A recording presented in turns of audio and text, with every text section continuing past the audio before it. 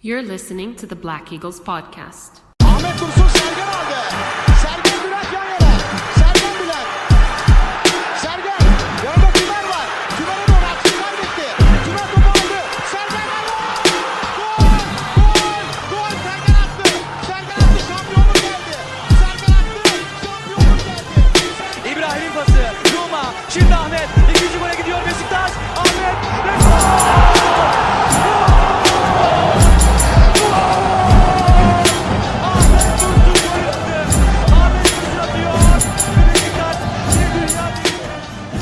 Hello, Black Eagles, and welcome back to the Black Eagles podcast for February. What is the date today, Sinan? It is the 21st. The 21st of February. I don't know why I just mentioned the date, because we usually never really do that. But it has been a while again since our last recording. I did do a bonus little transfer update. special. Yeah, for the deadline day happenings. I mean, there's so much really to cover here because we've got 3 games that we've played, and then of course we had the 2 big deadline day transfers. Would have been a third, but that one didn't go through. We can talk about that. Yeah, Bashar Ronal, which I think in the transfer update I had said that, well, this is almost done, blah, blah, blah, but it ended up collapsing because I'm not quite sure whether the player side or his club side asked for more money at the last moment. And as we have learned with Hassan Arat, he's not going to play any games like that. I was going to say, the one thing we've learned about Hassan Arat is that if you start fudging your numbers after you've come to some sort of arrangement, he is just going to say goodbye to you. Yeah, he's going to hang up the phone. Yeah. He's done that a few times. Yeah, exactly. And I think that's the right way of handling. It's not always going to be the most satisfying result, so to speak. Like, you're not always going to get the result you want, because obviously sometimes you're going to be going for a player or a coach or whatever, and people get their hopes up for that person or whatever, and it doesn't end up happening because there have been some, there were remember shenanigans, rumors with Bruno Genesio that he was given a sort of a deadline to decide, and then he didn't get back to them before that deadline, and then afterwards he said, yeah, I want to come, but then they said, nope, you missed the deadline. Too late, pal. We're not talking to you anymore or whatever. But yeah, anyway, let's focus on the games for now. We'll talk about our true transfers later. But first up, and just one final point on that topic, quickly.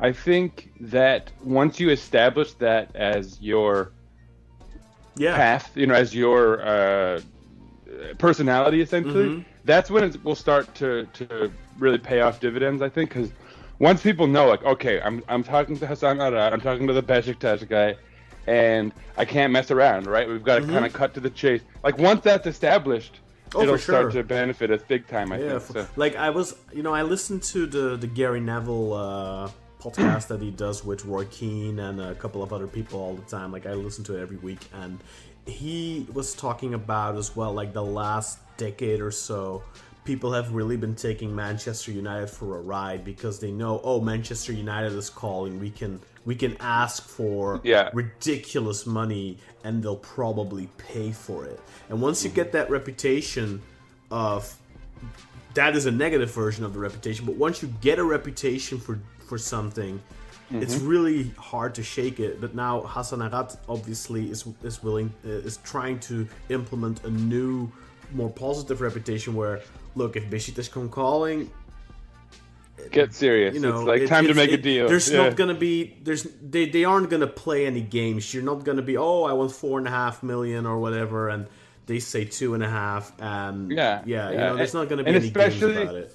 With that reputation of us, by us I mean like Turkey in general, the Turkish league, but like as the sort of Saudi Arabia before Saudi Arabia, where we're just going to bring in these high-priced veteran old guys, right? To finally put that to rest, I think it's like, we're not this type where you're going to like, it's not like going to the Grand Bazaar. You're not like negotiating, for your teacups here, man. Like, this is a serious, I appreciate his like businessman-like demeanor in that sense. So, Anyway, yeah. Now we can move on. Oh, for sure. I just hope that he pulls that line through across the board in the sense that Turkey has a really negative reputation right now for if you go there, you're going to have to wait for your money. I was listening to a Deadline Day special just not too long ago, and there was an agent on there, and he said that, look, in Turkey, you know you're gonna have to wait on your money quite often, but you're gonna end up getting it because you always win the case in court. But sometimes you're gonna end up in those situations, especially a little bit less with the bigger clubs, I guess. Although Beşiktaş, of course, have some outstanding cases, but like especially like the Antalyaspors, the Alanyaspors, the Ankara Gücüs, the Konyaspors, Kayseri, those clubs who are struggling right now.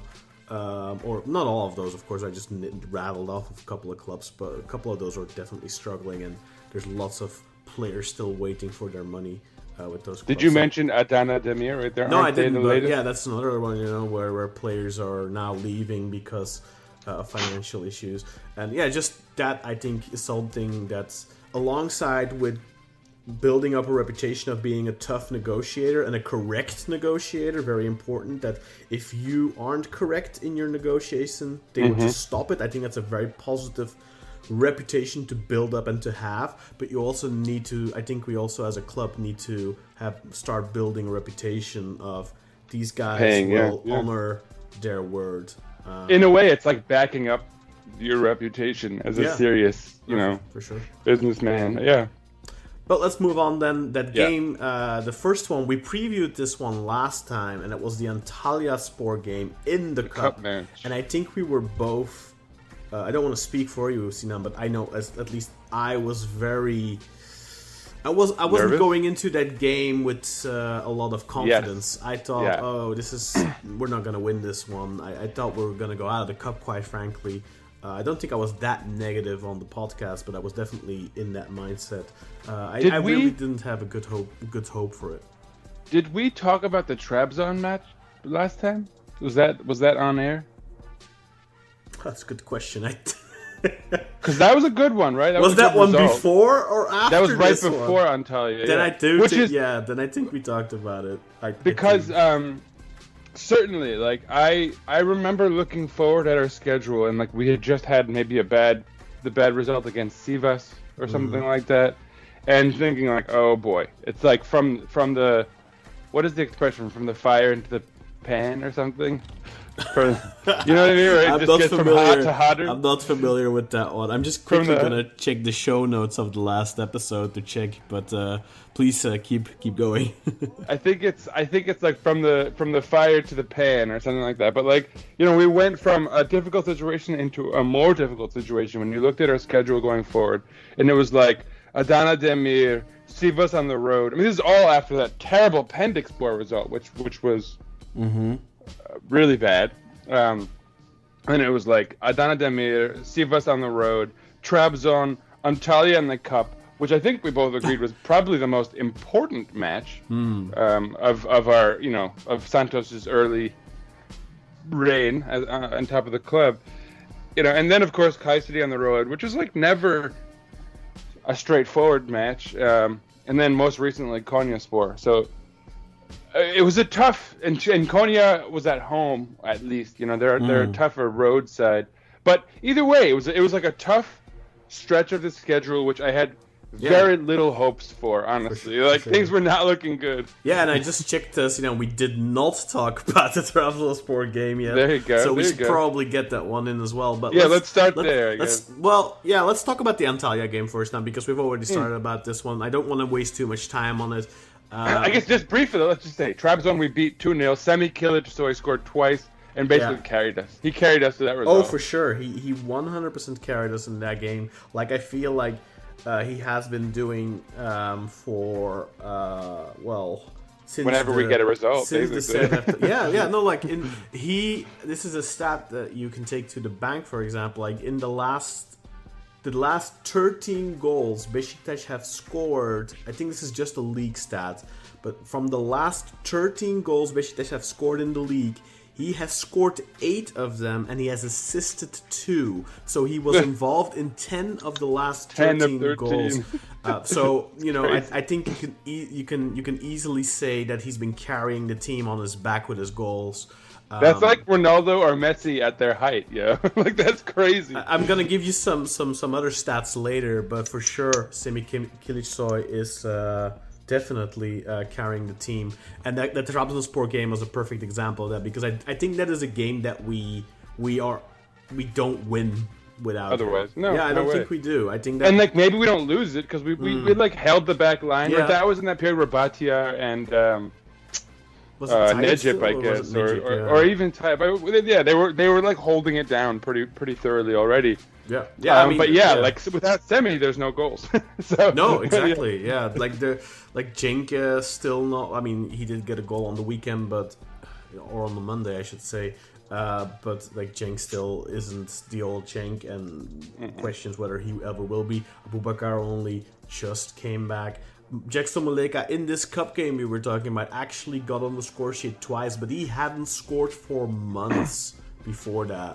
I was so hopeful that what he did against Antalya would like continue, and sadly that has not been the case. I guess that's a little spoiler. He hasn't really Santos, quite frankly, hasn't really used him all that much. Yeah, like he has been an unused sub quite regularly, I think. So it was good for him at least that he came off the bench, got those 2 goals. The first one wasn't a spectacular one. I think it was on a corner or something, but it was just a header. But the second one was really a good goal. First and foremost, the assist from Cenk Tosun was brilliant, but then also just the way Muleka took it and then got past the goalkeeper and scored it was a really good goal, I think.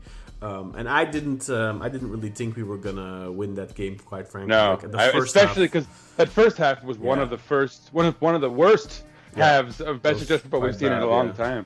Yeah, I mean, I guess this season it's hard to say that it's just another bad chapter in this novel. I'm gonna throw some other stats at you later because I think we forget really easily how abysmal this season has been. It's really easy to forget that, of course. Maybe now is the time. Let's just talk about the match a little more first. But I was going to say, for all the criticism Fernando Santos has come under at moments, since he's joined us, and some of it's certainly deserved. It's definitely worth noting how bad we've been as a club all season, and how technically this is like much better than it's been, at least as far as results go. And you can thank Semih for that probably. But I think people are maybe clinging a little bit to the positive results under Serdar, and that the football was a lot better than it had been. But then we also had the 3-1 home loss against Kasım Pasha in those 3 games. Like we had 2 good results under Serdar, but then we also had the loss against Kasım Pasha, which was pretty deflating.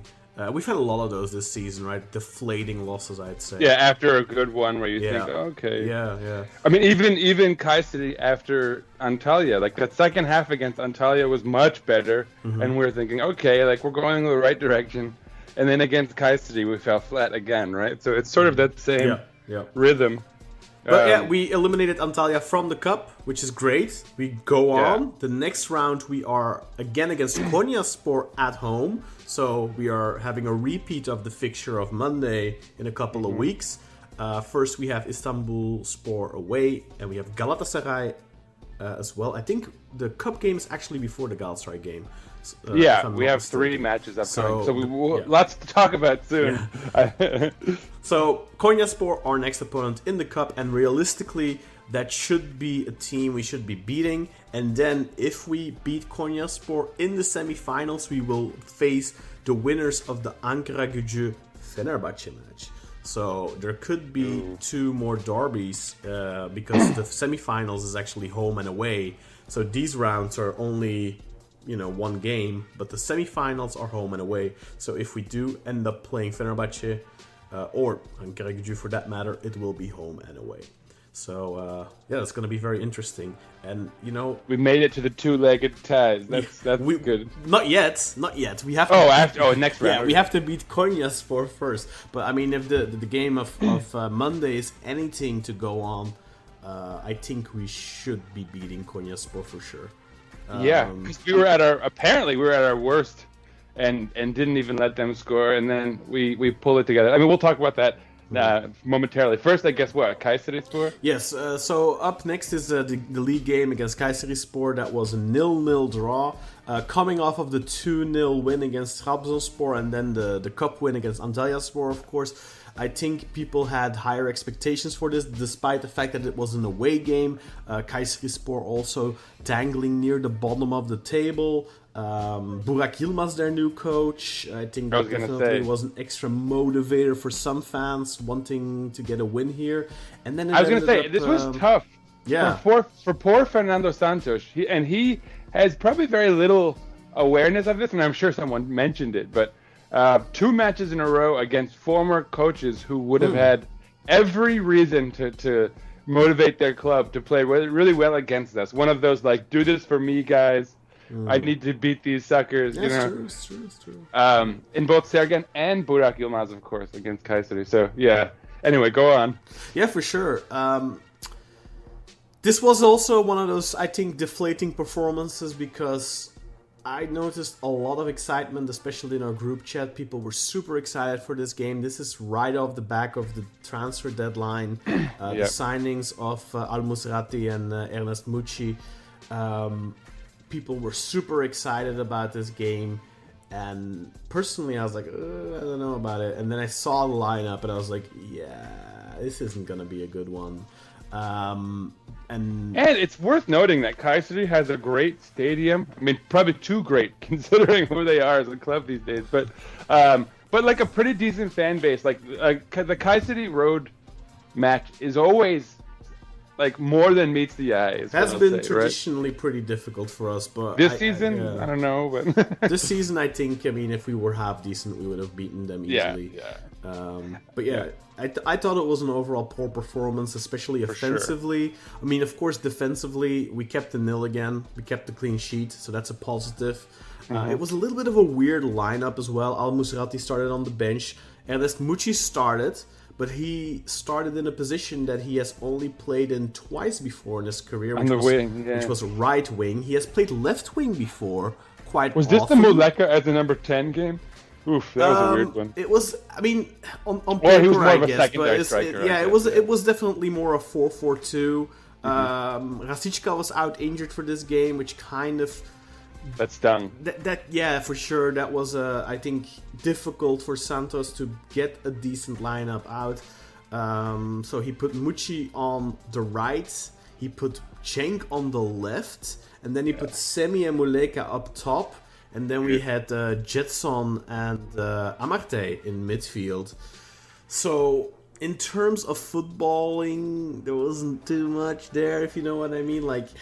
Yeah. Well, and what's troublesome is, so you've got, in theory, 3 strikers, right? And if one of those 3 strikers is a winger, it would probably be Semih Kiliçsoy. Yeah. That's the most well-suited to that. So the idea that you put Cenk out wide... right? Yeah, he's the most suited for it because he has the skill on the ball to beat a man, or to beat 2 men even. He has the strength, he has the pace, he has the vitriol, he has... he's got it all. He's just got the hunger as well. The drive, yes, exactly. And a Cenk at 32, you know I'm a big fan of Cenk.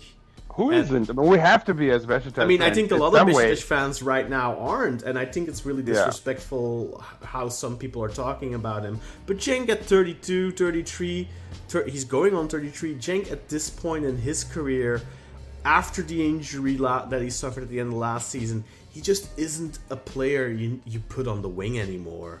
No. Like he's a backup striker. It is what it is. And he's a phenomenal backup striker. He's probably ideal. If you're in the Turkish league and you need a backup striker, your backups have to basically be Turkish, right? And there's probably no better version of that than Cenk Tosun, right? But you can't rely on him as your starting left wing. No, and he's, and also, given I mean, he still looks like an ox, but it's inevitable that you decline physically, and especially after the injuries he's had. I was gonna say, yeah, exactly.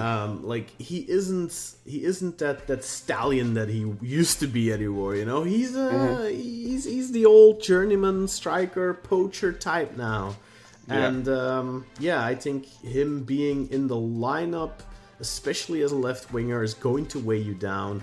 And you have Semih out there, and okay. Can we? I want your official take, and I'm so sorry to our Scottish friends who I love those guys. Great dudes. I don't think Özcan was ever really arguing for it much. That's true. It's more of a card issue. But I think he's come back on it as well. Honestly, because he saw, right? He saw what happens when you stick him up there when you don't have any. He saw what we had seen weeks ago.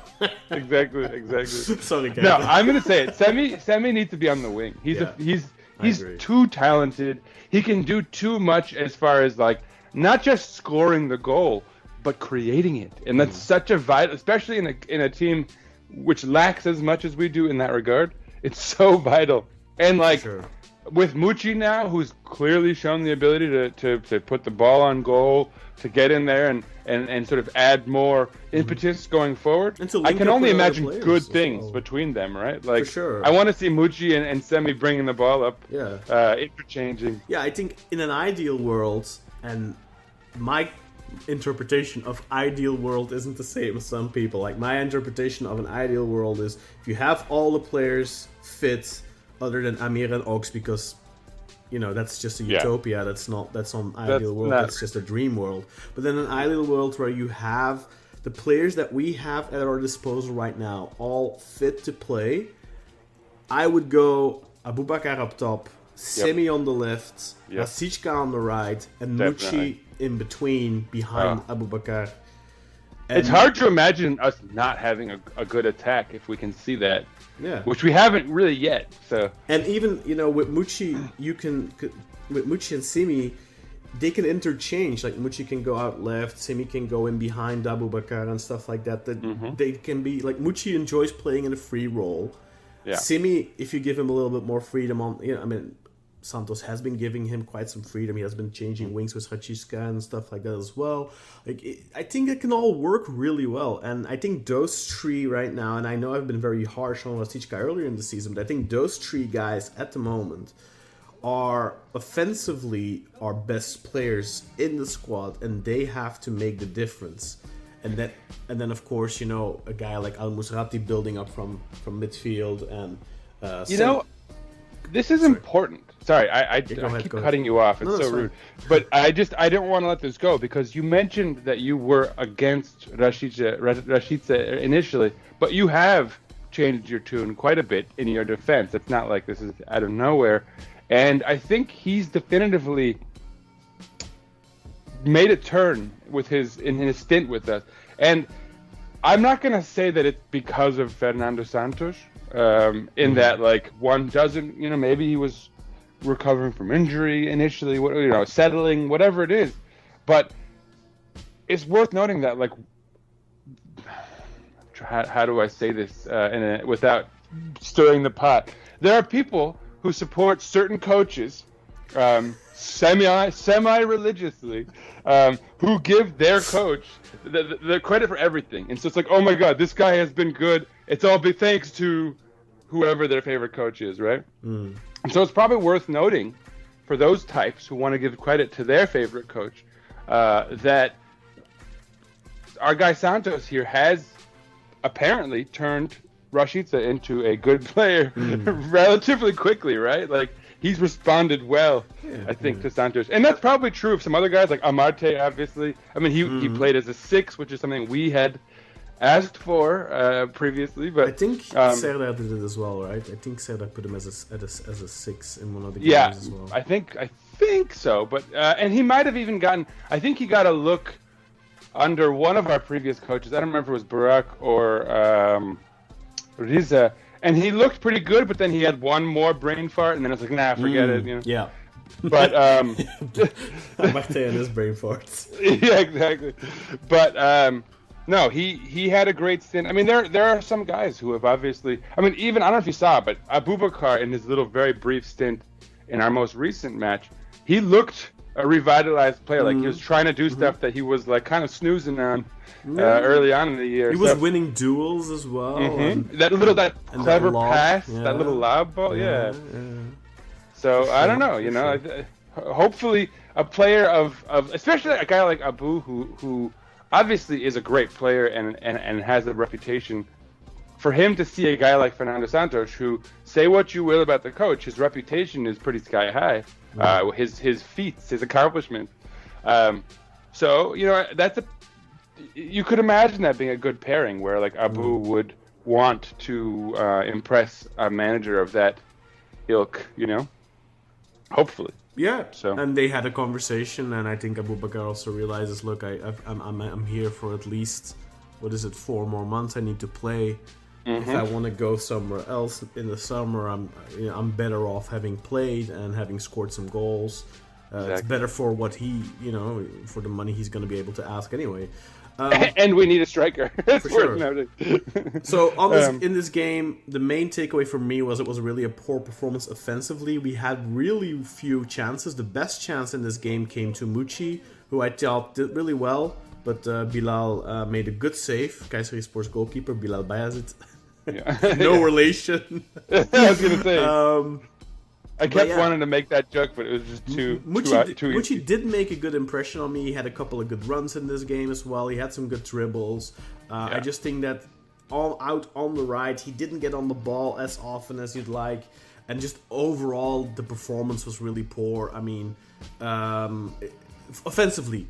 And that's mainly, I think, because if you look at the lineup here, I don't have it in front of me, but I'm just going to go off my head. So we had Cenk up top, we had Semih up top, I think, and then Semih and Muleka up top. Yeah, Semih and Muleka up top, Cenk on the left, Muçi on the right. Yeah.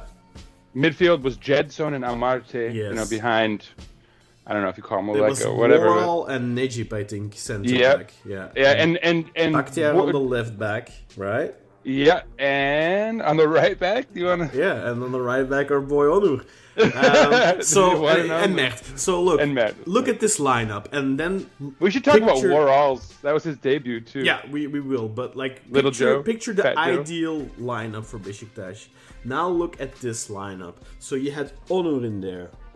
You had Necip maybe right now for some people, Fernando Santos included, is in their ideal team. Sold, but you had Onur in there. You had Necip in there. I'm a huge Bakhtiar fan, but Bakhtiar as a fullback, I don't know. So I'm gonna count Bakhtiar. That's 3. Then you had Amartey in there. Then you had Cenk in there, and then you had Muleka in there. So that's 6 guys that I would say.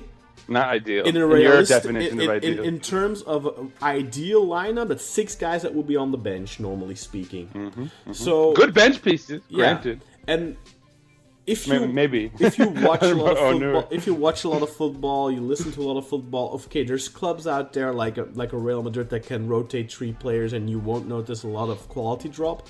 But most football clubs in the world, look at Fenerbahce right now. They have been dominating the league for the most part. Okay, they're 2 points behind Galatasaray for now, but if you look at their game by game, Galatasaray are struggling in every match. Not every match, because they just wiped the floor with Ankara, but Galatasaray are struggling a lot more in general than Fenerbahce. Fenerbahce are winning games more handsomely, more easily, all that kind of stuff, until recently, because they've gotten nerves now. But one of the big things for them has been recently, we don't have... What's his name? Fred. We don't have Fred. That's one player. They don't have Fred, and and immediately their entire dominance of everyone is like them winning every game 3-4, 5-0 has gone into butt clenching mode every week because they can't squeak by. And they need late goals, or whether they need a penalty in the 90th minute or whatever. Like, I'm just saying, missing one player can already make a big difference for a good side. Now, we are not a good side right now, I would argue. And then we have 6 guys that you'd probably use on the bench. And people are expecting us to play great football. It's not gonna happen, guys. It's not gonna happen. It's just and it's not also happening. worth noting that the people who are the most vocally critical are the same people who typically were the ones who jumped to Şenol Güneş's defense by claiming, "Oh, he's playing, with all these injuries and all the, And granted, it wasn't even 6 starters out for much of that poor stretch of his. Mm-hmm. So I feel like people are not being realistic. Like we have a new coach. He has to have this immediate impact. Sure, and again, you're seeing it on the individual level in some cases, right? Like guys who are responding to him. But you can't expect a miracle. You can't expect half of a starting team to also play like a full starting team. And you need to keep in mind as well, like he's been in charge now for how many games? Is it 8 or something? Something like that. But you have to also keep in mind, like he had Amir for like 1 game, I think, and he didn't have Ox for any. So 2 of his midfielders have been 9 games, by gone. the way. He's at 8. Just 2 of his midfielders have been gone like his entire stint, other than Amir had 1 game. So like 2 of his starting midfielders. So he got Muçi and Al-Musrati now for the last 2 games. So Al-Musrati came on in the 65th minute in this game. To me, left a good impression. I thought Muçi left a good impression as well. But then already, I'm going to talk about this later actually. And then I thought Worrall looked really good defensively. Let's talk about him for a moment. Yeah, go ahead. Worrall had, I would say, a good game with blemishes. And those blemishes were, and it's actually, I think, very important. Yeah, it's very important to note that the majority of that came in the first half. Yeah, it did. He was, like, whenever they'd pass the ball up, he would try a pass. There would be no one for the next guy in the midfield to pass to, so they'd bring it back to him, and he would inevitably hawk it upfield, kind of Big Sam Allardyce style. Yeah. Kick and rush. Right? I mean, he came from Nottingham Forest. He came from a non-dominant English side, which that's the stereotype of how they play. So it's good that in the second half he stopped doing that. I'm guessing Fernando Santos was like, cut that, Big Sam crap out. Hopefully. Yeah. But on top of that, like, what's probably worth noting is that his defense was superb, actually, right? Like, top notch, yeah. His actual defending was phenomenal. Yeah. That said, I want us to have a good nickname for Joe Worrall. I was struggling with the whole Nottingham Forest. Like, is there a good Robin Hood? I thought it was Little Joe, and that would have been a perfect one because, like, what was the big guy who was ironically called? Yeah. It's Little John, unfortunately. Yeah. There's no Joe in Robin Hood. You can go with Little Joe. He's Little pretty, Joe. It's pretty maybe I'll call him Little Joe because he's pretty tall. Yeah, exactly. It adds that same irony that I think Little John was, because isn't he like a really big dude actually? So Little was. Yeah. I mean, in the cartoon, he's the bear, right? Yeah, exactly. Yeah.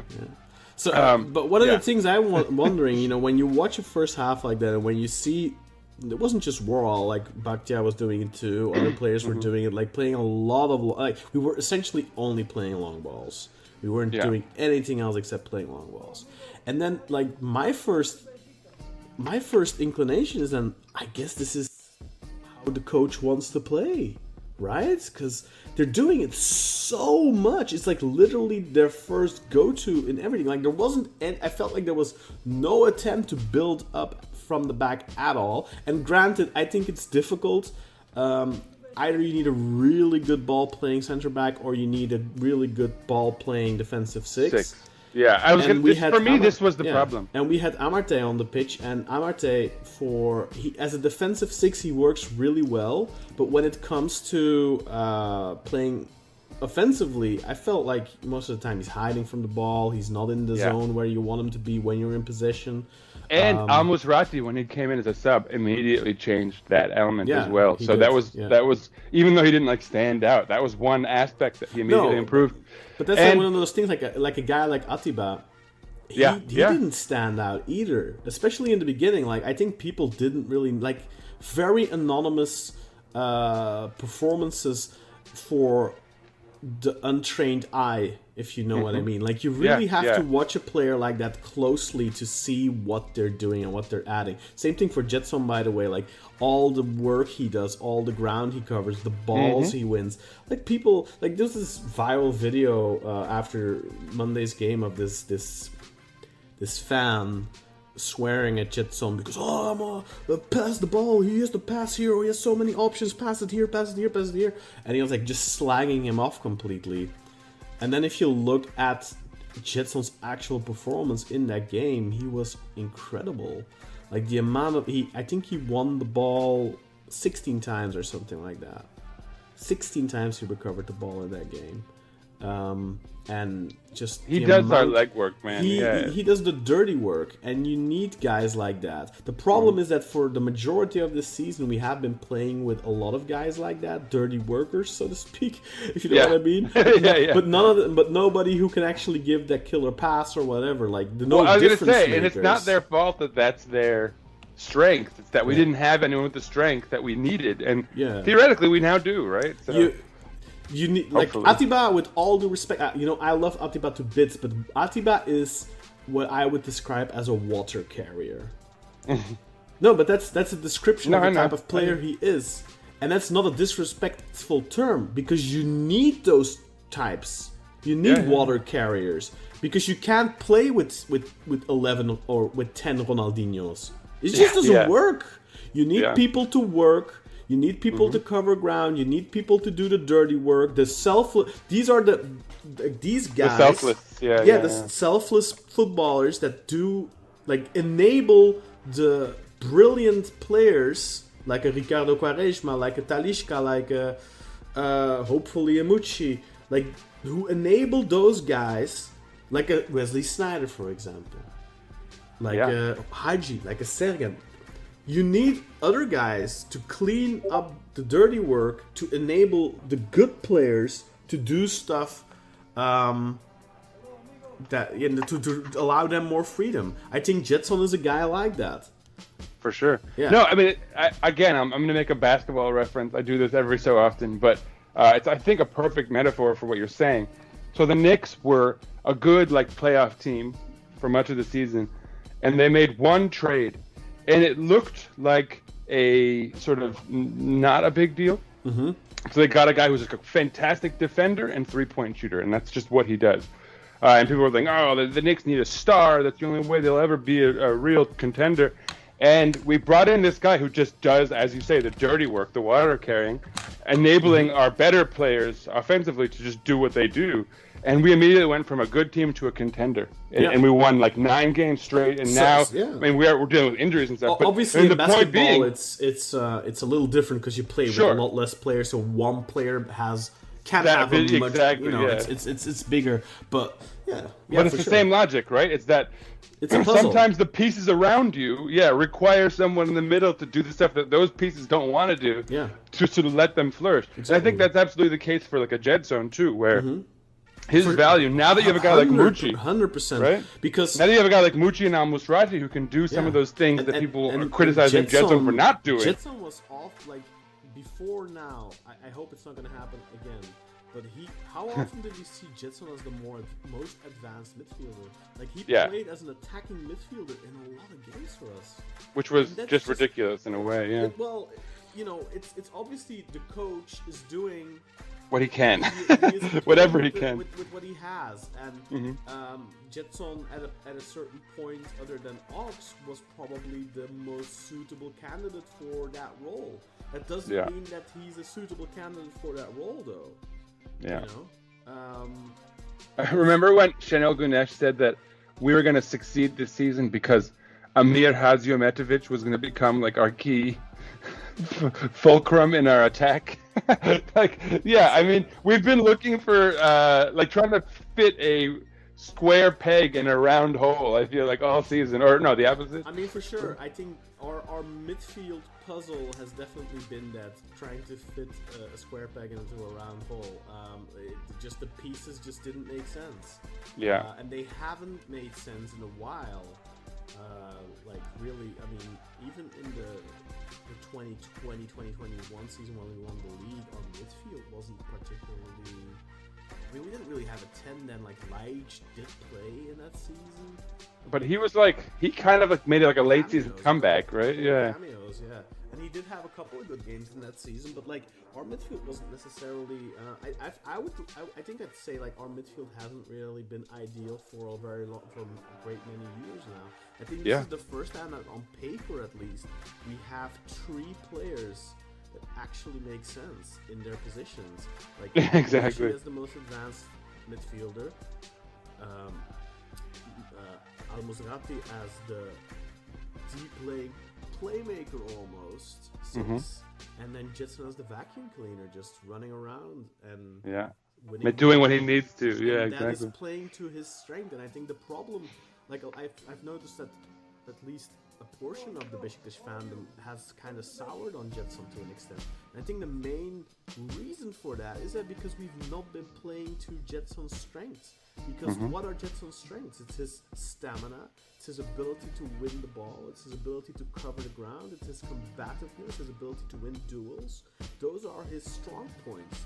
And if you utilize him in a role that mainly focuses on those key strengths, then he's a brilliant player. But if you're going to expect Jetson to be a playmaker, be a goal scorer, be an assister, to like make your team function. Then you're like, if that's what you expect from Jetson to get 5 goals and 7 assists a season, I mean, look, if we have a good team, it's possible. If anything, it's more possible now because a guy like Muçi will take so much attention that he'll actually get lanes to do something with. I think that if Jetson gets into like different positions, like if for example he overlaps on a wing and he comes to the back of the box and he cuts it back, I think that's going to be far more likely for him to get an assist from that than for him to get an assist from a true ball, because that's just not his strength.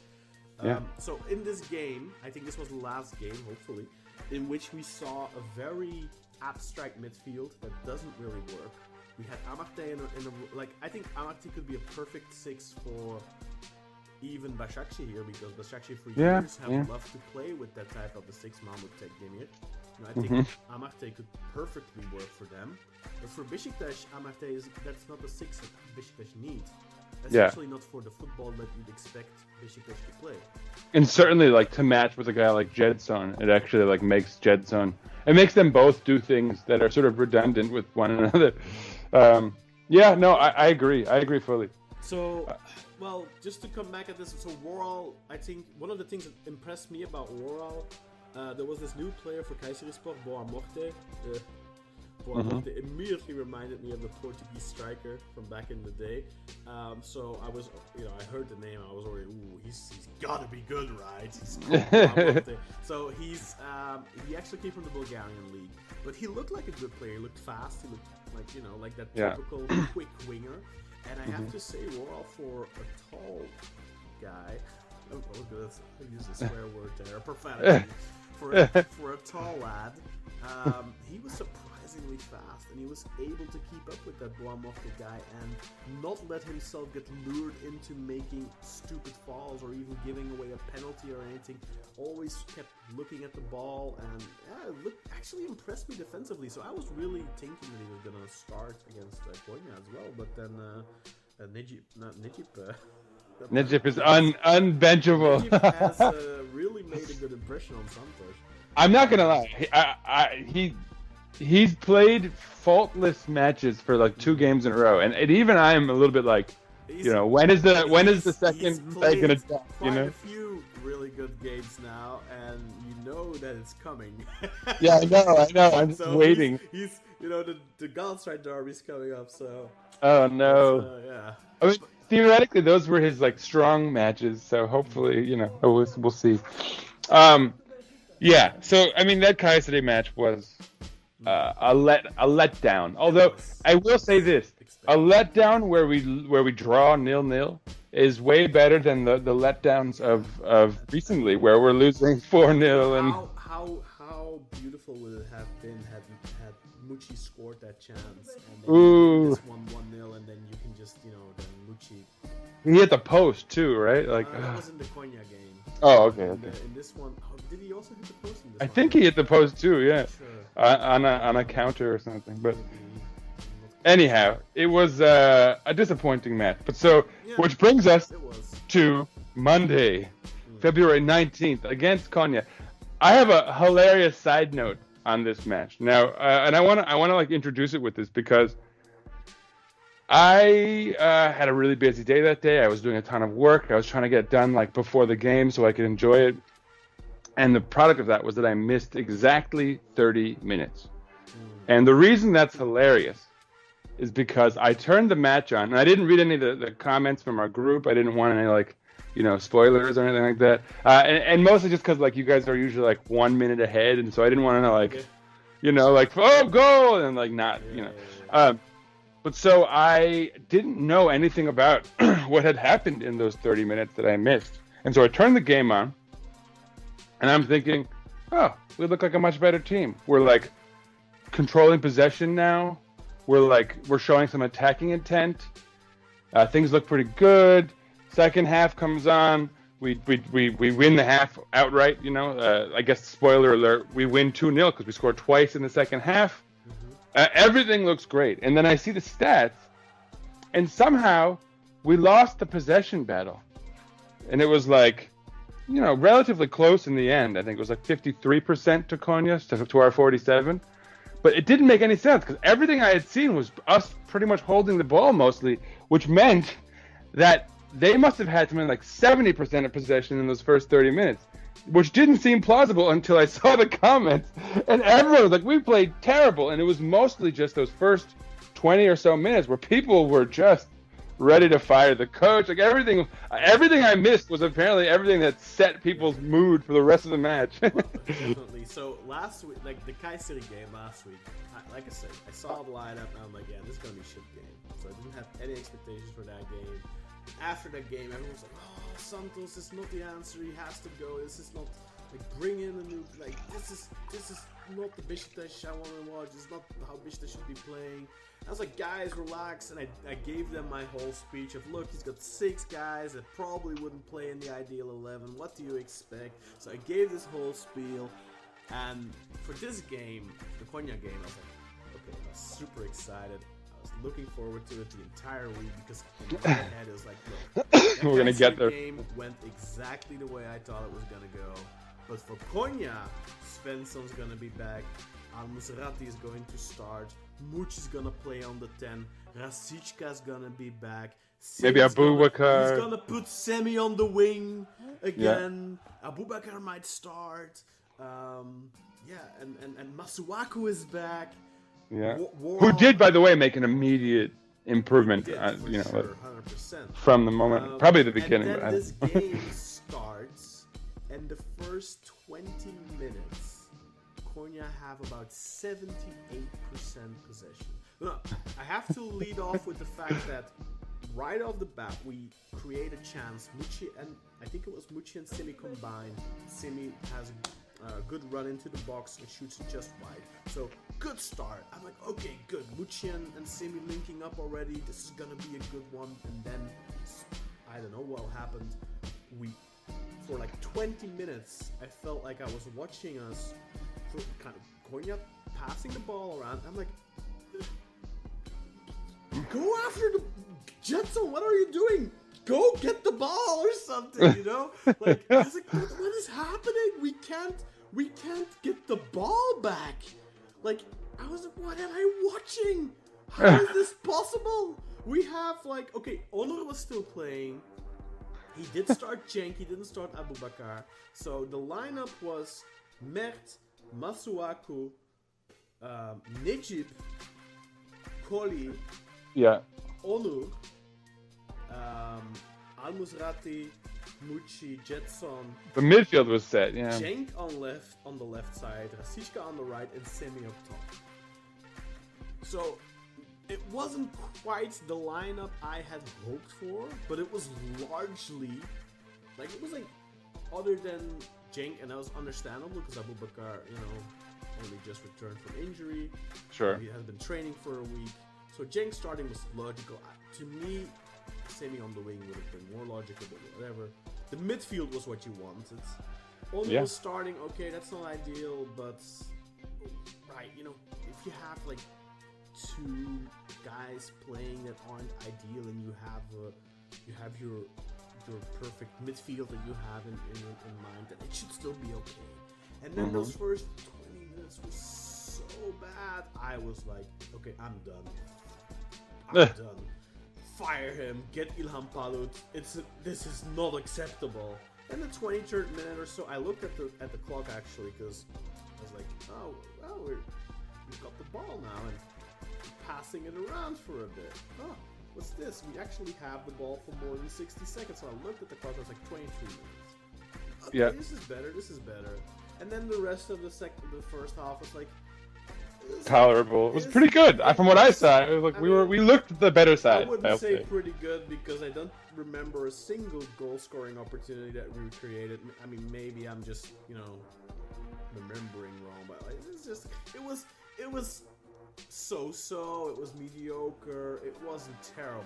Those first. I could tell you, right? Because I turned it on just then, and I watched, and I thought, okay, right, pretty good. Like the first, we're like the showing second half intent. of the first half is kind of like, okay, you know what? Al-Musrati needs to settle in.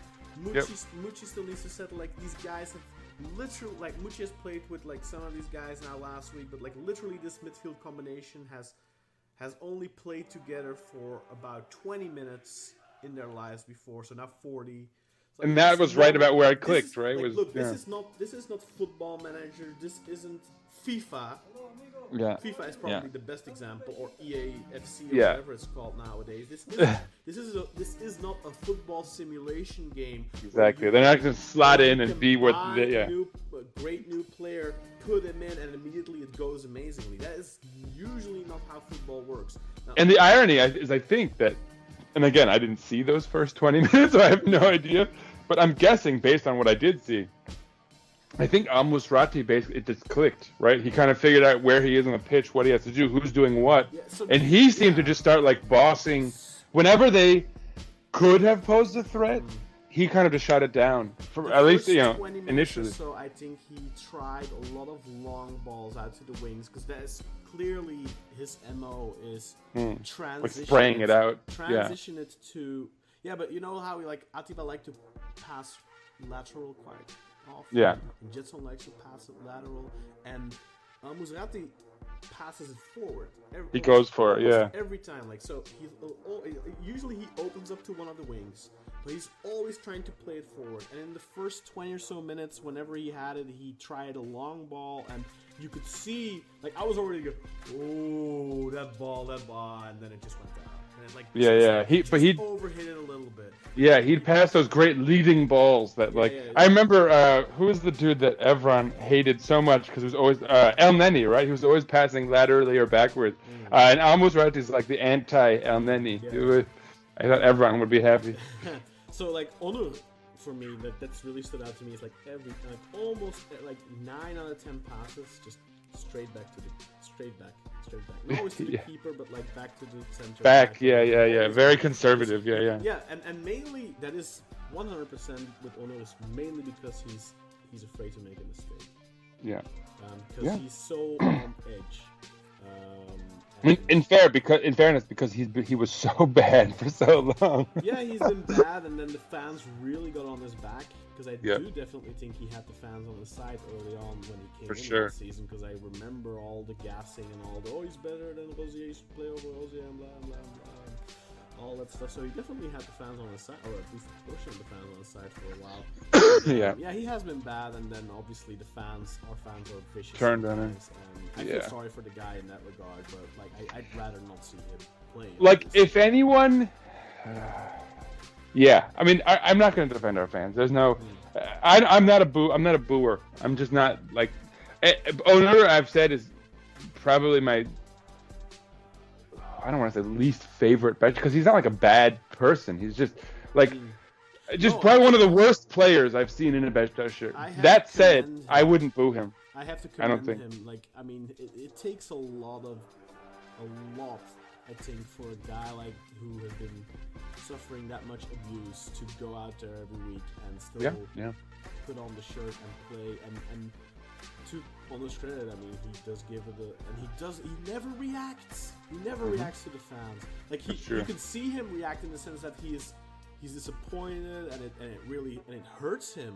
You can see that, but he never reacts negatively. In that vein, also credit to Tayfur and Muleka, who also get booed all the time. And we haven't had like an Ozan moment where he's shushing the crowd. Like when Jackson Muleka scored those 2 great goals, I kept waiting for him to do one of those sort of, like shush the crowd type things, or like close his ears or whatever, but like he didn't. We have this is actually important, and cause, I think it's important to mention it now, given the season we've had and how rough it's been for the most part. We have a great group of guys, despite maybe lacking talent in some departments. Now that there's been a little bit of a cleansing. The shuffle, the shuffle up seems to have been effective. I still think we'd benefit from having Rosier, but that's a whole other conversation. Now that Oleg is playing, but yeah. So anyway, the first 20 minutes were horrible. The remainder of the first half wasn't very good. But then the second half comes. Simi scores almost straight away off of a cross from Rasicka. I think it might have been right after a short corner, I think. And then Rasicka puts it in. And then Simi heads it home. But did he touch it, Sinan? What do you think? Because it reminded it's just like that goal from Ronaldo. Great cross, by the way, the Russian cross. I think he touched it. I'm almost certain he did. I hope he did, but I don't think he did. I don't know. Rasicka playfully sent him an Instagram message. Did you touch it or something like that? He probably wanted the goal. Although I guess for Rashica, an assist is an even better stat. So I mean, in my mind, I don't think he wanted the goal. I think it was more of a playful thing.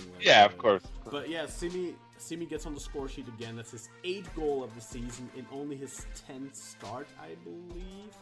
I think it's his 10th start, either his 10th or his 9th. So yeah, this time it was a header. The first time he scored a headed goal because he missed a couple of headed opportunities in the last couple of games. So his heading game was starting to enter my radar.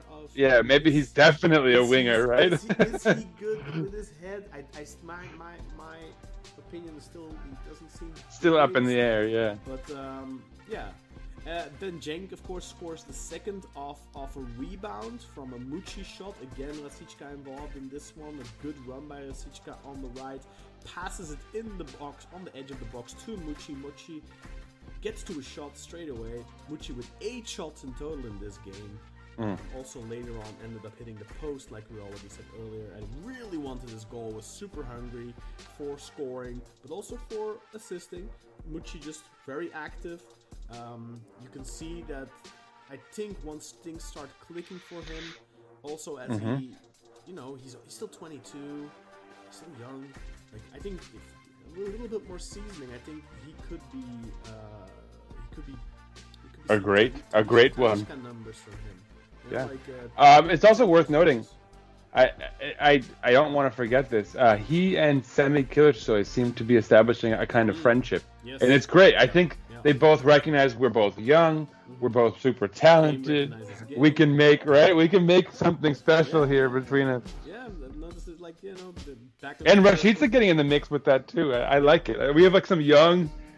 It's funny how quickly things can change. I mean, look, if you look at the skeleton of our team at the beginning of the season, most of it was older guys. If you look at it now, you've got Simi, obviously really young at 18. You've got Muçi, he'll be 23, I think, later this year, so he's 22 now. You've got Al-Musrati at 27. You've got Rasicka, I think Rasicka's 27 too. You've got Bakhtiar at 25. You've got Tayyip, who I think just turned 24. So there's a lot of guys in their mid-20s, which is ideal. And unique for us. I think it's great. We have a core of players that you could theoretically all sell for like good money if they stand out. or build around. Like for those guy, 27-year-olds, they could end up becoming like club legends if things go their way, right? Like Al-Musrati is probably somebody who is a long-term investment. Yeah, he's a keeper. He's probably not going to make that 20 million move elsewhere. But like, and that's the special thing about him is that he is theoretically like, if he really excels, he could probably make us a ton of money in that way, like for like a last-ditch, career move type thing. It's not even that old. I mean, but look, 27, 20, 28. I mean, he can easily play for us 2-3 years and still have a good value. Yeah, exactly. But like a guy like Muçi, 2 years. That's maybe clear. Yeah. For big money, or he stays and becomes a legend, or you never know. Like these are all ideal situations. Yeah. I don't know. My dog is growling at me. Oh yeah, I hear that. There you go. That was not at me. That was at the other dog. Oh, there you go. Deserved. So let's move on. Anyway, so another clean sheet for Beşiktaş. This is, Beşiktaş have kept a clean sheet in each of Santos's home games. So under Fernando Santos, in each home game, Beşiktaş have kept a clean sheet so far. So Oh yeah, look at that. Yeah. The Fatih Gumruk game. Oh wow. Like, I think it's He has not even once. How about that? I didn't even notice that. In every game, there has to be. I think you have to take that with a little bit of a pinch of salt. We haven't really played the toughest teams in the league, other than Trabzonspor. Although I do remember him saying right out of the gate that we have to turn our stadium into a fortress, right? Like, so that's worth noting. I mean, he's sort of following through on his own word there. Interesting. Yeah, no, our defense, and I think we maybe even mentioned this sort of preemptively because it was too early to really say, but when we last spoke. But I think we noticed that the defense looked shored up, even in our last episode, right? Because with like Batiar and whoever. In general, I think under Santos, definitely the defense has been improved a lot. And this is actually another point I wanted to talk about. But first, I wanted to talk about Santos acknowledging the problems. He isn't happy with the football that we're playing. He also mentioned in his post-match interview the first 20-25 minutes were horrible. He is aware of the fact that Beşiktaş should be dominating possession, they should be dominating the game, they should be creating more chances. He acknowledged all of that in his post-match interviews, not just the latest one, but also the previous one.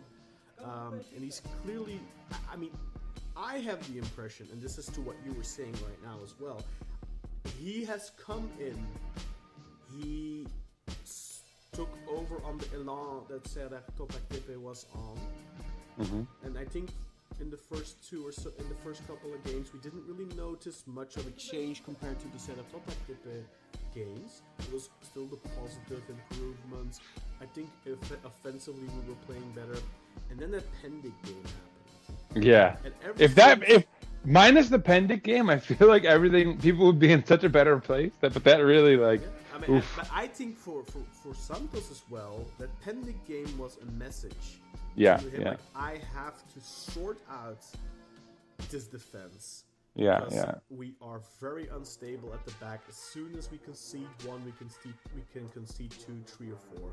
Because the heads go down, the concentration is out of the window, and we just start conceding.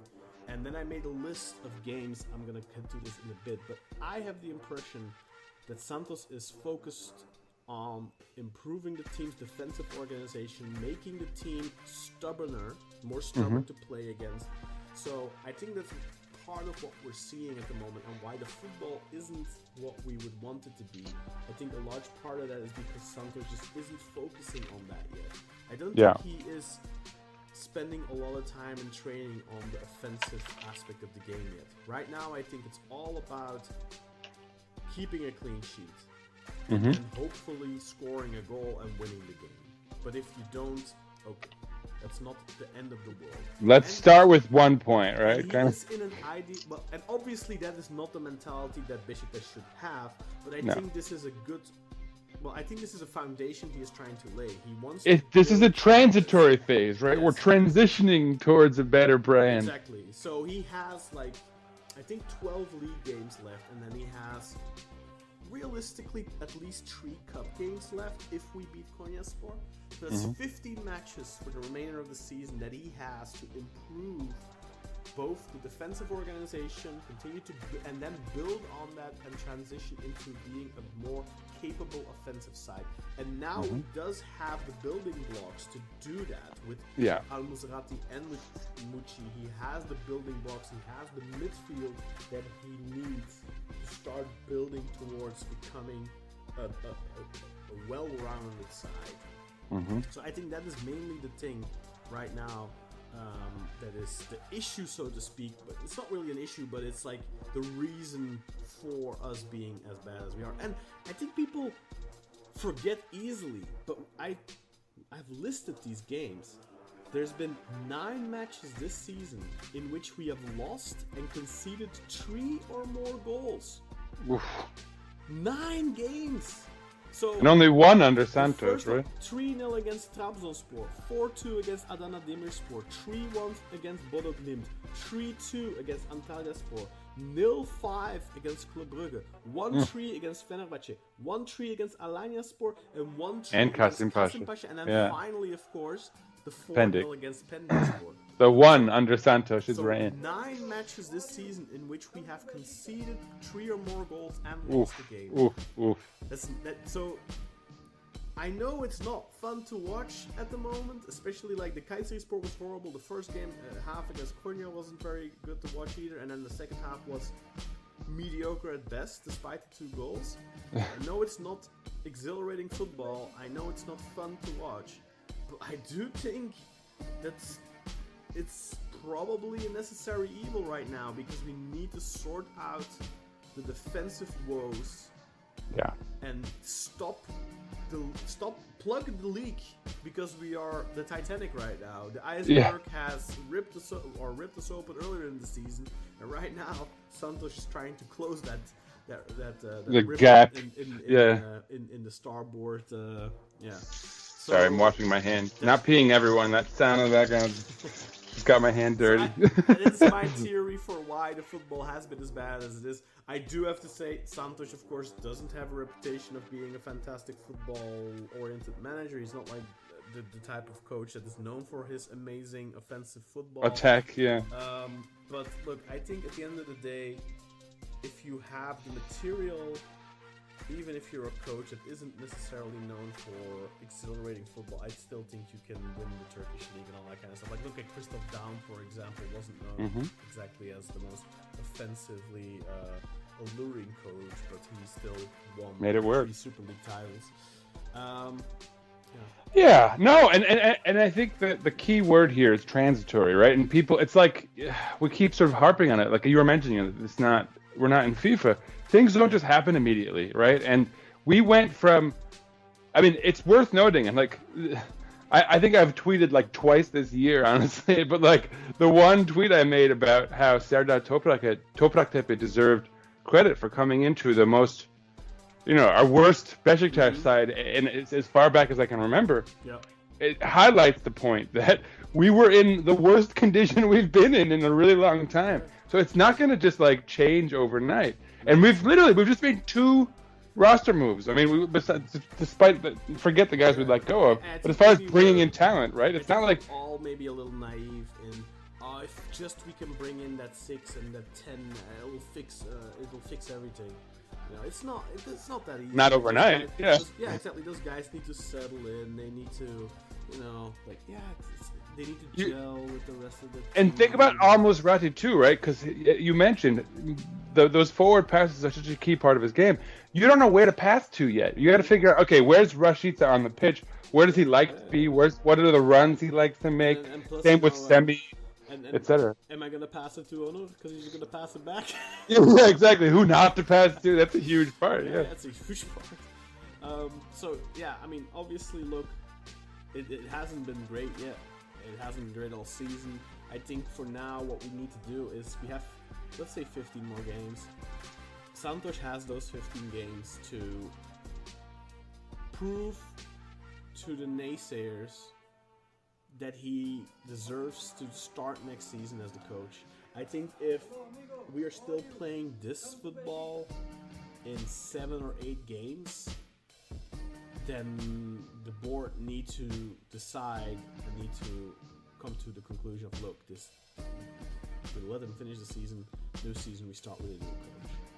Yeah. If that's the case, I mean, Of course, who knows? Like 7-8 games is a long time. Yeah. I think that by the time that we get there, I hope we are in a different place. So let's hope so. It's also worth noting. Last year, Chanel came in, and remember he went on that huge run of winning games, right? And everyone's like, "Oh well, like we play like shit, but hey, like we're getting the results." Yeah. You can kind of say the same thing right now for Fernando Santos, insofar as he's now 5-2-2 since he arrived. Yeah. Now, when Chanel came here, he started out just about exactly the same. I think it was like 6-3-2.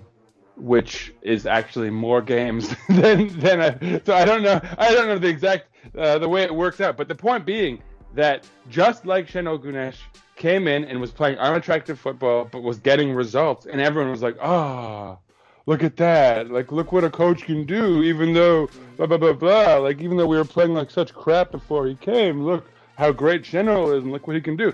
Fernando Santos has literally reproduced the same start as Şenol, including playing unattractive football, but shithousing results. So if you were willing, folks, listeners, to give Şenol Güneş the benefit of the doubt, because nobody was calling for anyone to fire Şenol Güneş after 8 or 9 matches, do the same for Fernando Santos. Be a consistent human being. Stop, like, the idiocy in our fan base, as far as, like, the rose-tinted glasses for looking at anyone in the past that had any sort of form of success. Stop it. Like, we have to move forward, and that means being patient, being smart, and logical. Nobody should watch Fernando Santos' Beşiktaş and say, he's playing beautiful football, we need to give him a 10-year contract. Nobody. And nobody is saying that. But, and this is so important, nobody should be calling for his head 8 matches into his Beşiktaş career either, because he has done nothing that your favorite coaches didn't do when they first arrived more recently. Like, everyone just be calm, be logical. Let's just see how this goes, right? Even if you would sack him now, like, what does that do? Like, to what end? Yeah, exactly. Yeah, it's not like you're gonna bring in a better replacement now. Like, it's not like unless they're asking for Şenol to come back, which is like, okay, this is I gotta say this. Because remember, I literally quit the podcast because we brought Şenol Güneş back, despite how bad of an idea it was at the time, in my opinion. And I'll still give everyone, like, everyone knows that Şenol Güneş is a Beşiktaş legend as a coach. Yeah, well, so what? So what? Like, so what? It happened. He was a legend. So was Sergen Yalçın as a player. Nobody's asking for us to bring in Sergen as our next number 10. He's clearly past it. Same goes for whatever. Let me put that aside. My point is, give Fernando Santos the same credit, the same leash, that same kind of buffer period to start out with that you gave your favorite coach a year ago. Please. Yeah, look, I think it's fair if after this season the football is still dreadful. Sure.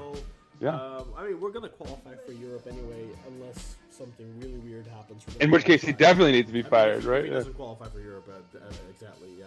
I mean, that's like, I think a blind dog could probably lead us to Europe right now. Mm-hmm. So, yeah. I mean, look, if the football is still dreadful at the end of the season and there's no clear signs of, there's no improvement, light at the end of the tunnel, so to speak, then of course he needs to go. But right now, he needs to get it till the end of the season. Regardless of what happens, even if it doesn't improve, he needs to stay until the end of the season, because I think you need to be the new job or the new coach. If you look for a new coach, it should happen in the summer, not now, because you're not gonna get the right guy. You're not gonna get enough. Like, people are not gonna be willing to take a job now. Is my point. Here's my question for you, Kaan. What if Fernando Santos reproduces what Şenol did last year and doesn't improve the football, but keeps getting the results? Yeah, then he needs to go. See, like, I actually agree, and nobody was calling for Şenol Güneş to be fired because everyone's like, oh, but look, he's getting the results. But everybody who said that also acknowledged that the football was trash. We need to see a clear line of thinking of where we're going. Yeah. I know we don't have all the puzzle pieces yet because we're still lacking at least one winger. We're still lacking probably a striker. A striker, We're a central defender. Possibly a fullback, possibly a goalkeeper, possibly a winger, and possibly a striker away from being a really good side. That's a lot of positions. So, I mean, there's a lot of stuff to happen in January. Now with what happened on deadline day, I have a lot of faith in this board to make the moves in the summer. So it's very important that we go into next season with the right coach.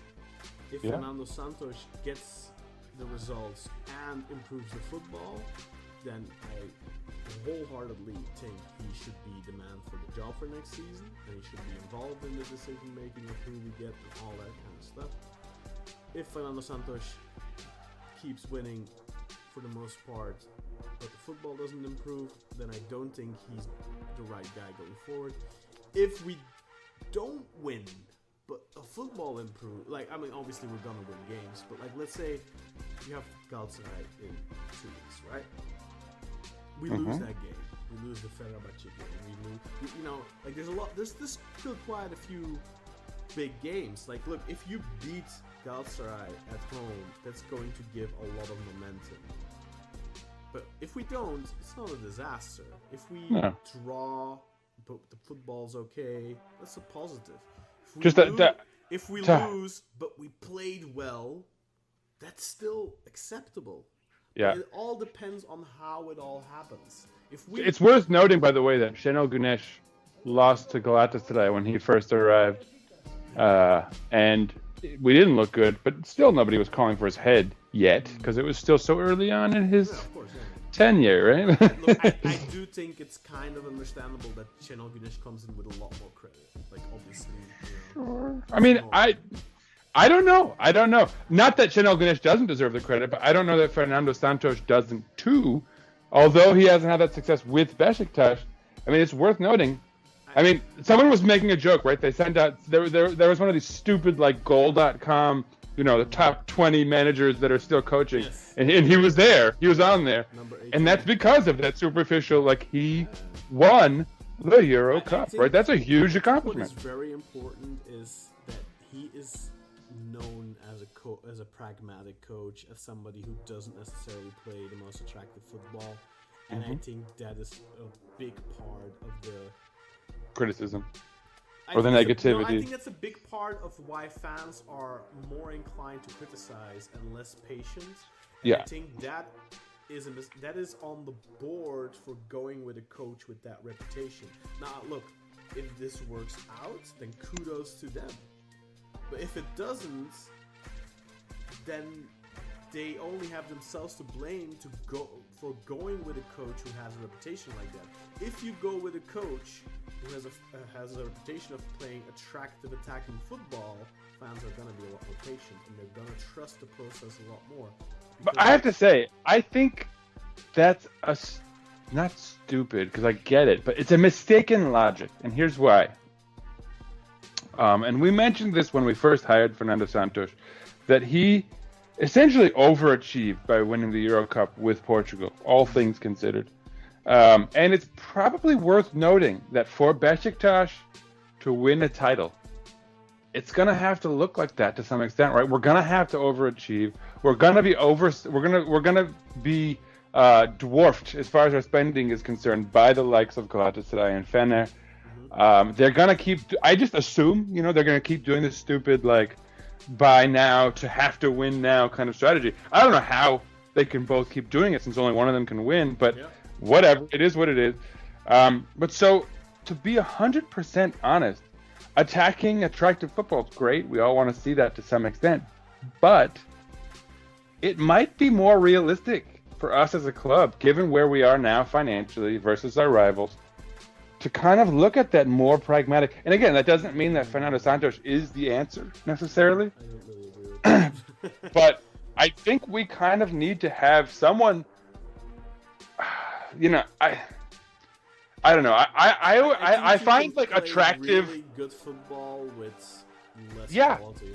Exactly. I guess what I like the attacking is the word that I'm stuck on, because I don't know that that's what we necessarily need. We don't necessarily need to play attacking football to have success. I think that's part of the DNA of the club, where that's what the fans expect from Beşiktaş. I think that's, but I find that to be like that can be a limiting kind of thing. If you where like you could turn down a lot of good managers and like a lot of good football, frankly, by limiting yourself to having to, we need to play attacking football. I worry about that, to be honest, because like if you look at some of the great managers of this era, there's not a lot of attacking football in there. There's a lot of nuanced and like shifting lines and stuff like that. But I don't think you describe any of our great managers of this era as attacking football coaches, right? And obviously, like the name that stands out, a guy who's like overachieved would be like a guy like Diego Simeone, who really highlights how playing quote unquote defensive football is working in this era. But even when you look at the Klopps and the Guardiolas and the like, there's not like, they're playing attractive football. But I don't know if I'd describe it as attacking. So okay. Like that's a hot take, Sinan. It is. But like, you have a guy like Haaland, right, who's just gonna put those chances away. But like the majority of the work is being done in their midfield. Yeah, and it's in those lines shifting. It's their ability to quickly flip on and play on the counter occasionally, right? It's like the ability to play different styles of football depending on the context you're playing in. Like and so it's more of like a nuance. You dominate games because of the midfield, but they dominate. That's just. Obviously they're not as good this season as they were last season. And they're not playing as attractive football as they did last season. But also, for the most part of the season, they've missed Kevin De Bruyne, which is their key playmaker. Look, I think, like, and also to your point of none of the coaches that we've had or have been known for their offensive football, I don't agree with you, because Şenol Güneş... No, I didn't say us. I'm saying the guys this generation of, in general, right? Like world football. Well, look, I think definitely Klopp is known to play attractive football. I definitely think. Yes, but not attacking, I said. Well, attractive football is going to, per definition, be attacking football. I see, that's what I'm saying. I don't agree. And I think that what both of, like, the Klopp and Guardiola are the probably best examples of this.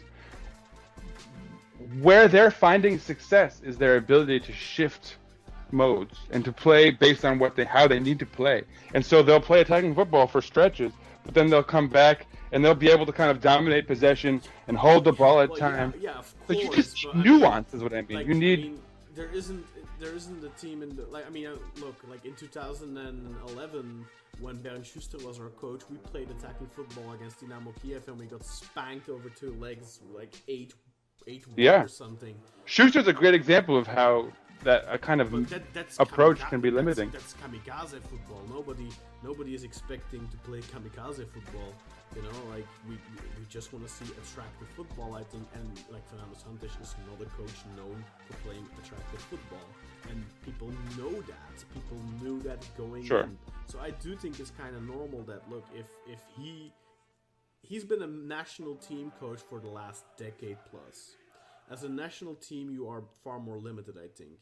But when you're coaching a club, and you're coaching a club like Beşiktaş, okay, yeah, you can go down the Diego Simeone route and just be an extremely combative pitbull-like team that has its level of excitement as well, because you're playing very high intensity, and for some people that's enough. And I do think that the Beşiktaş fans would. I do think Beşiktaş are a club that could play that type of football, but that's not the type of football Santos is known for either. No. The brand of football that Santos is known for is kind of boring, pragmatic. not necessarily getting the most out of a very talented group of players at Portugal. That was what was being said, of course. He did win the Euros, so I mean, that's, I think, getting the most out of a group, but whatever. I mean, so I'm just saying, I think... Yeah, I was going to say, I don't know if you can get more than that. Bringing a coach that is known for playing attractive football, I think that people are going to be more patient because they know, okay, he's working towards playing more attractive football. And with Santos, they never really know what's going to come. And it's kind of confirmation bias when we're playing bad. We're like, look, this is what, this is the guy that's not known to play good football. Of course, this is what we're getting, and they're not going to trust in it getting better. I'm seeing a lot of it on Twitter already. Every time it's, of course, Santos, it was the bad choice, the worst, it's the poor choice from the beginning. He's known for this, and blah blah blah.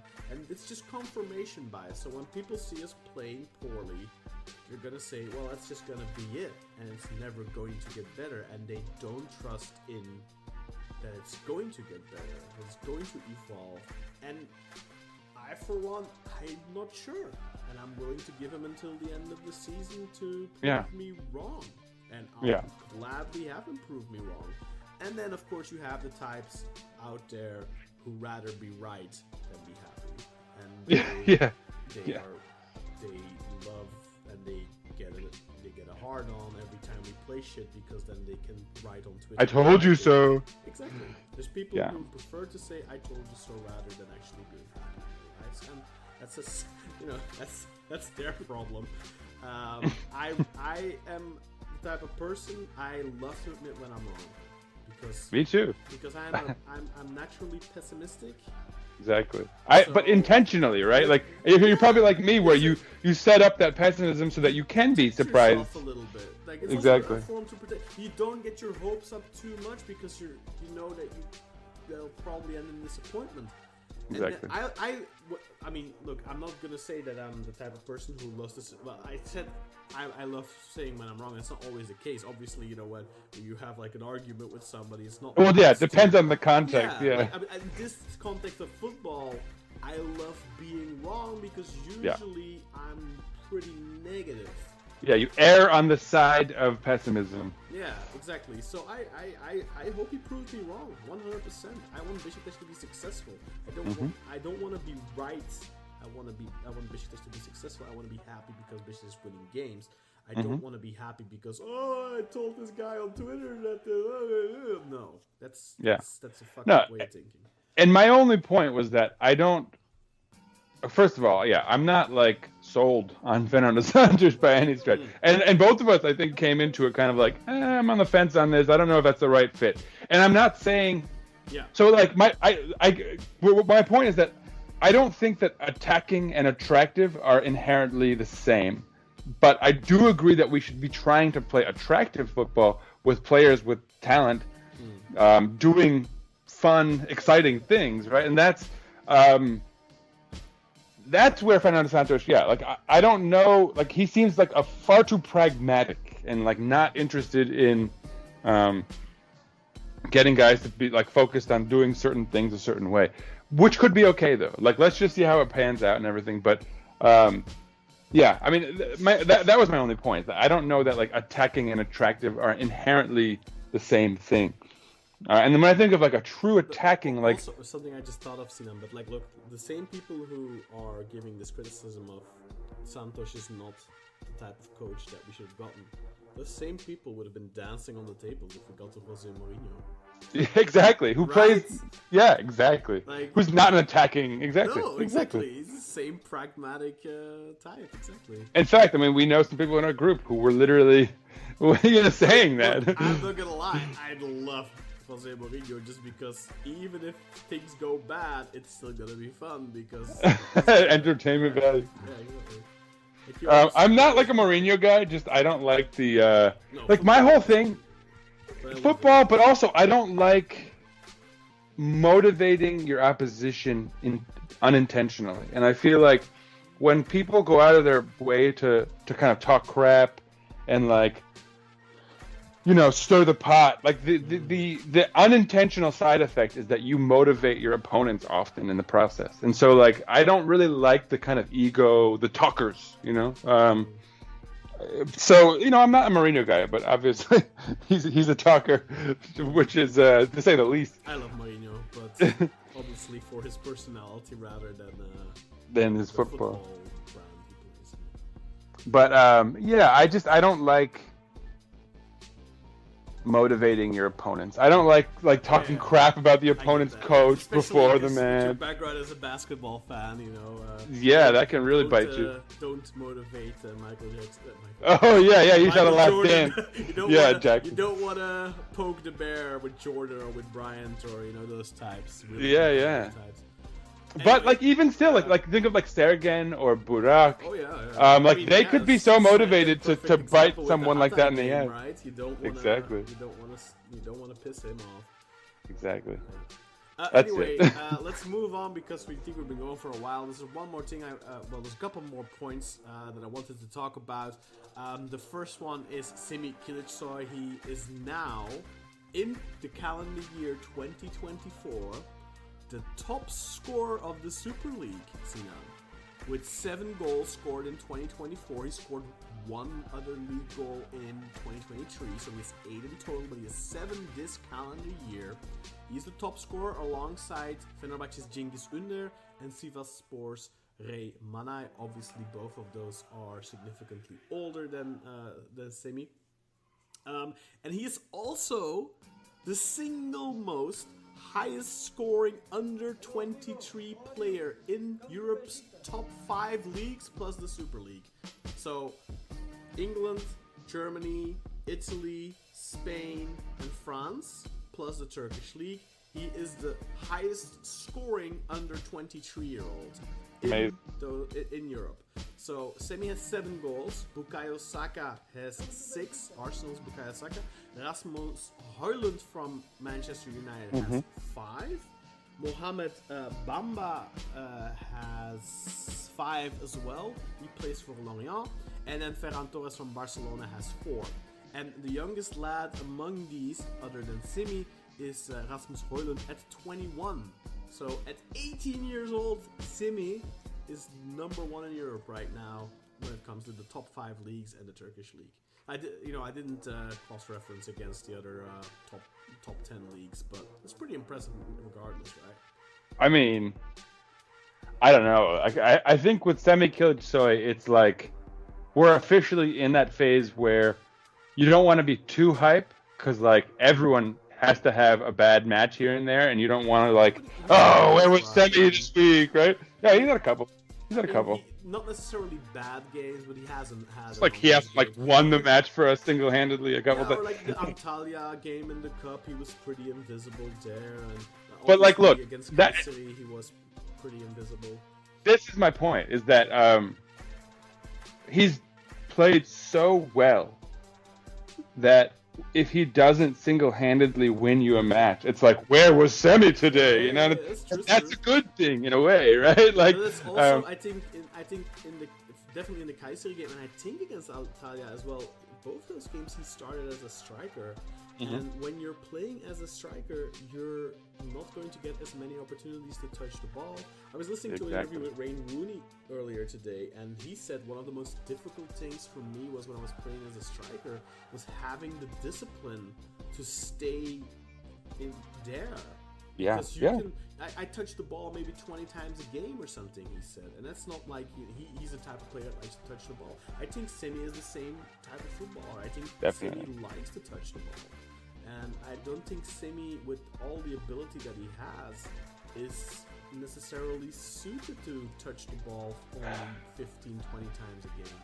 At the risk of sounding like an asshole, I will actually go so far as to say that to put him in a position where he's only touching the ball 20 times, like by being disciplined and doing the right thing in that position, you're actually wasting his talent. And you're wasting a key fulcrum for us as a club at this point, because he just does so much with the ball. I think it's fine if you have other players to play in those roles that are able to create magic. But if you don't, you should always put Semih there. Yeah, 100%.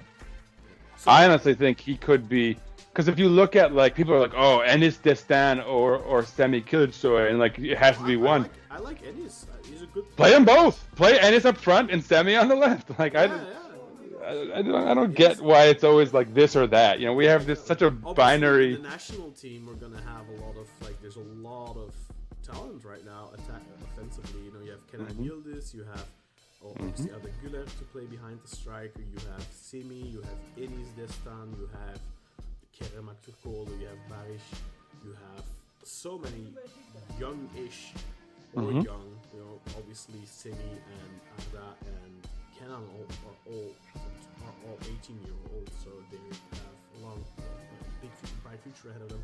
And then obviously Kerem is a little older. I think he's 25 or 26, and Barış is like 24, 25 or something. So those guys are a little older. And then you have Cengiz Ünder, and you have so many players to compete for 4 positions. I mean, realistically 3 because you know none of them are number 10s except for Arda. So realistically, you're competing for 3 positions. So it's going to be interesting to see whether Semih is rumored to be getting a call up in March. Oh, he better get a call up at the least. You kidding me? Get out of here. Yeah, but like it's better. Gonna be tough for him to get into the Euro squad, I think, because the Euro Euro it squad's could be. only going to be like 23 players, and yeah, that could be a tougher call. Obviously, if he keeps scoring goals like he's scoring right now, like there's no way that Intel can justify not taking him. Obviously. I'm just gonna go out on a limb and say, and like, all right, knock on wood. Right, like injuries happen, and injuries can derail anyone's career. But like that aside, if he can stay healthy, like I don't think there's any way Semih Kiliçsoy doesn't come out of this a star.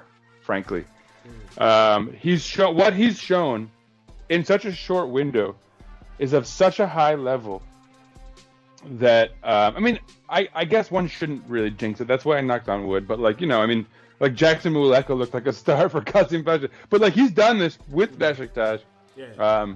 I don't know. Like I'm very excited about Semih. I think there's in a season that's been so dark, he has provided just this ray of sunshine that I don't know. I feel like people should be excited. And again, it's not just Semih. We talked about a lot of Rashid and Bakhtiar, and we actually do have a Muçi, of course, and Al-Musrati. We have a core of good 20-somethings now, which is phenomenal.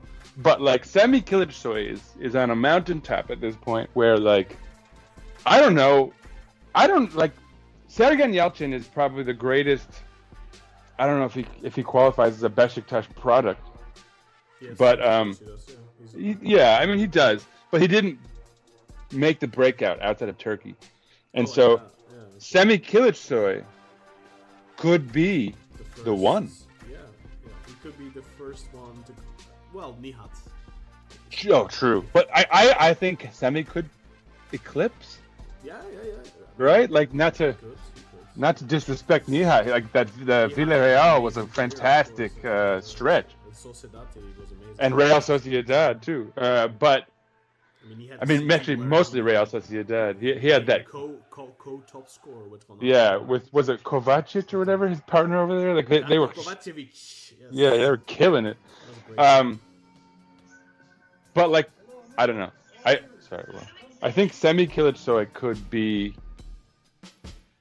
like as good as it gets. You know. I mean, look, the top scorer in the Super League right now is Edin Dzeko with 16 goals. I don't know how many of those are penalties. I don't think that many, because I think Tadic takes most of their penalties, but he's definitely scored at least 2 that I can think of. So Semih is right now with 8 goals in like 10 games. In 10 games, yeah. He has 13 games, but like those first, some of those were real freak stints, like yeah. Cameos of a couple of minutes.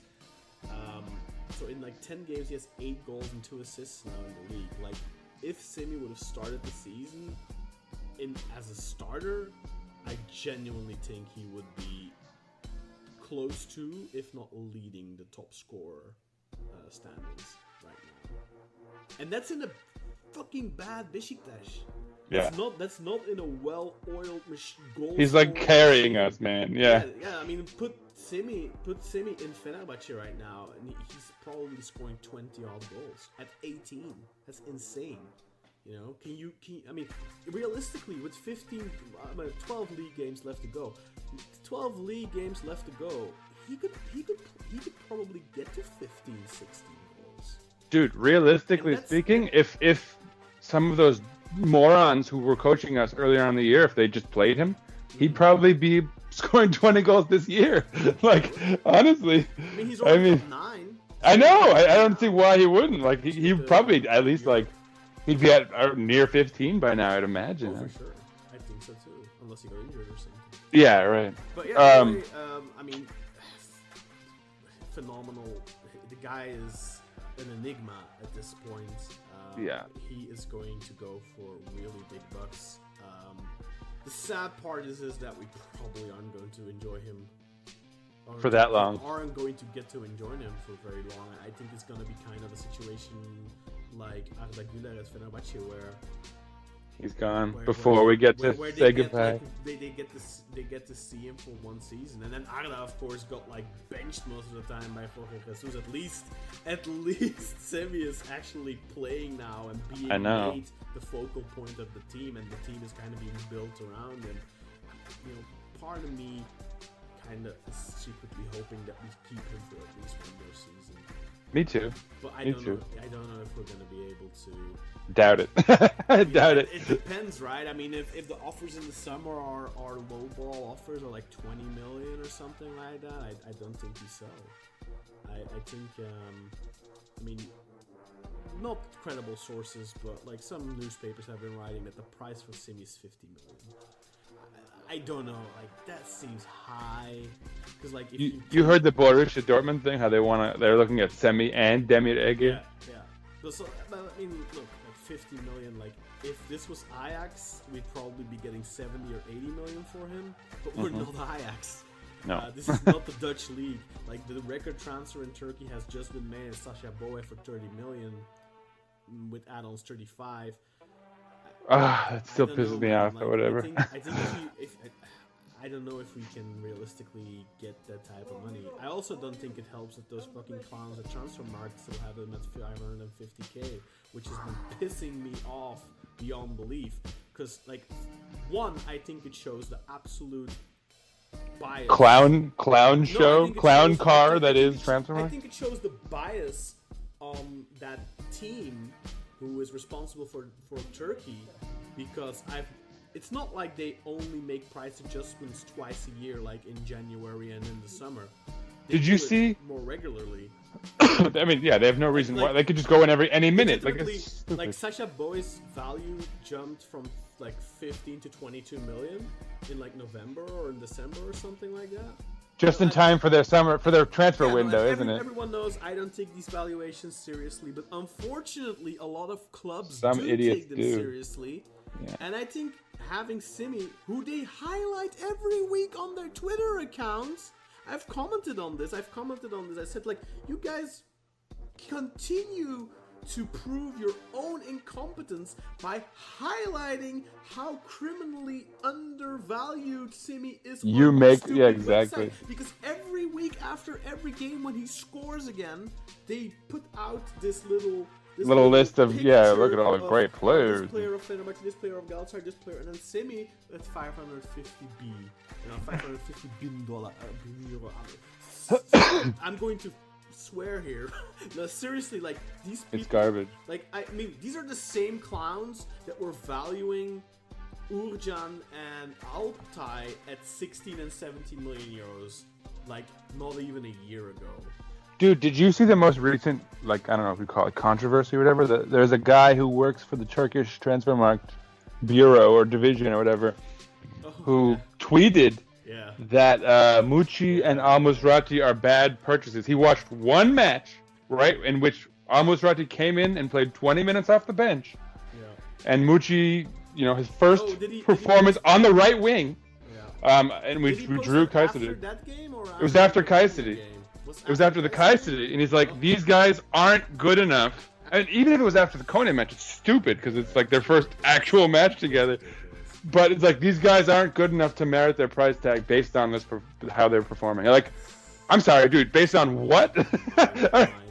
Mind-boggling. Look, I mean, I've said this in private many times. Like, I worked for multiple years for EA on the database and all that kind of stuff. And obviously, there's NDAs, and I can't talk about specifics. But I can tell you, man, like some of the people that get in there are like the biggest fanboys.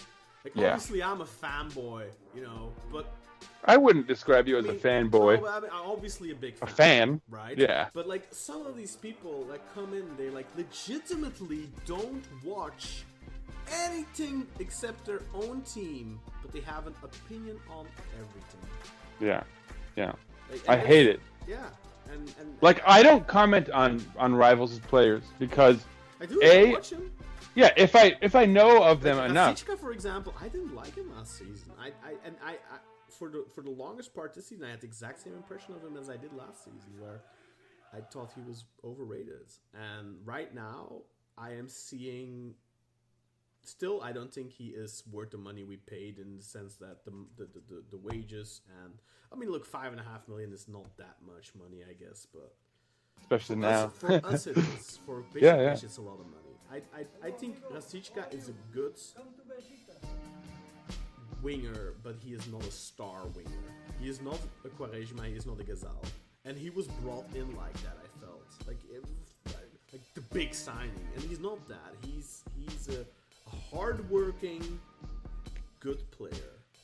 But I mean, I think you see his value more now. Yeah, but like, that he's got more talent around him. But like, relying on him as the impetus of your offense clearly didn't get us very far. He's not a special player. No, but I even meant specifically like regarding their prospects, right? I have nothing to say. I don't know who Galatasaray's top prospect is. It's like one of those special things, like, you know, they'll have these kids coming up from the youth, like what's his name, Ali Boudou, and like the Akman boys and all these guys, and like legitimately, like there's gonna be people out there who legitimately watch these kids and are going to have valid opinions, but the majority of people formulate their opinion entirely on what some guy on Twitter said. Exactly. And that's like, it's the biggest talent to come out of the academy, blah, blah, blah, blah, blah. And, he's amazing and all. And it would be one thing for the people to talk crap about Semih, like, in that state, like, before we'd seen anything, right? And so, sure. I mean, again, I would suggest just shut up because you really have no idea. Like, so don't talk crap. But, like, at this point, now... like, people aren't. To be fair, I haven't seen a lot of crap. I haven't seen any crap talking really about Semih. It's just the fact that he's. Like, well, just more about his value. I only see crap talking when people are like, "Oh, he should be on the national team," and then you see the Rankly like, "No, he's not good enough to," or like the Ernest debate. Didn't watch him play a single minute. Exactly. One of the things that just annoys me is because I have noticed this in the last couple of years. As soon as a player from Fenerbahce, from Galatasaray, from even Trabzonspor gets a little bit of hype, that transfer market value goes whoop. Yep. Because they're in on the this is like a circus. It's like the hype train.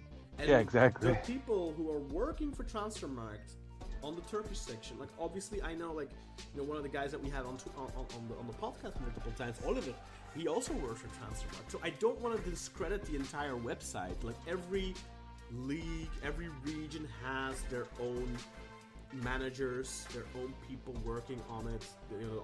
It's like we can say Turkish refereeing is shit. I'm sure there's like 2 or 3 decent refs in the mix, right? We're not talking about each individual, but on the whole. I'm sure that I'm sure the guys in England, the guys that cover Spain and Italy and all that are doing a great job, or whatever. Or some of them. But the guys who are doing Turkey right now, I don't know any of them. Well, and the one example we got on Twitter this week is clear evidence. That guy's clearly a clown. And if that guy is a clown, the chances are that... I mean, look... Someone hired him. Someone saw something in him. There's probably a good guy working there as well, but, like, he can't be that good if Semih Kiliçsoy still has 550k under his name.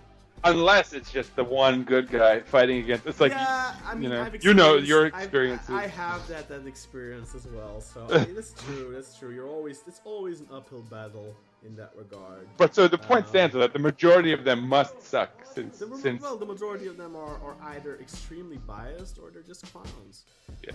Like if you still have Semih Kiliçsoy at 550k after these 10 games, It's like the look, stupidest. I'm not saying he should be 20 million right now, but 8 million. Dude, bump him up to give me like a 10. Give me 10 mil. That's what I want. Realistically, like this kid is not leaving Beşiktaş for less than 20 million. You shouldn't. No, Should not. I mean that's being very pessimistic. I'd do like a 15 plus 10, you know? I wouldn't. No, plus 10, but a guaranteed 10, not like based on this or that. It's like I wouldn't. We got 22 for Jenkin. What did it get us? Like it's like a dent. It's like a dent in our depth.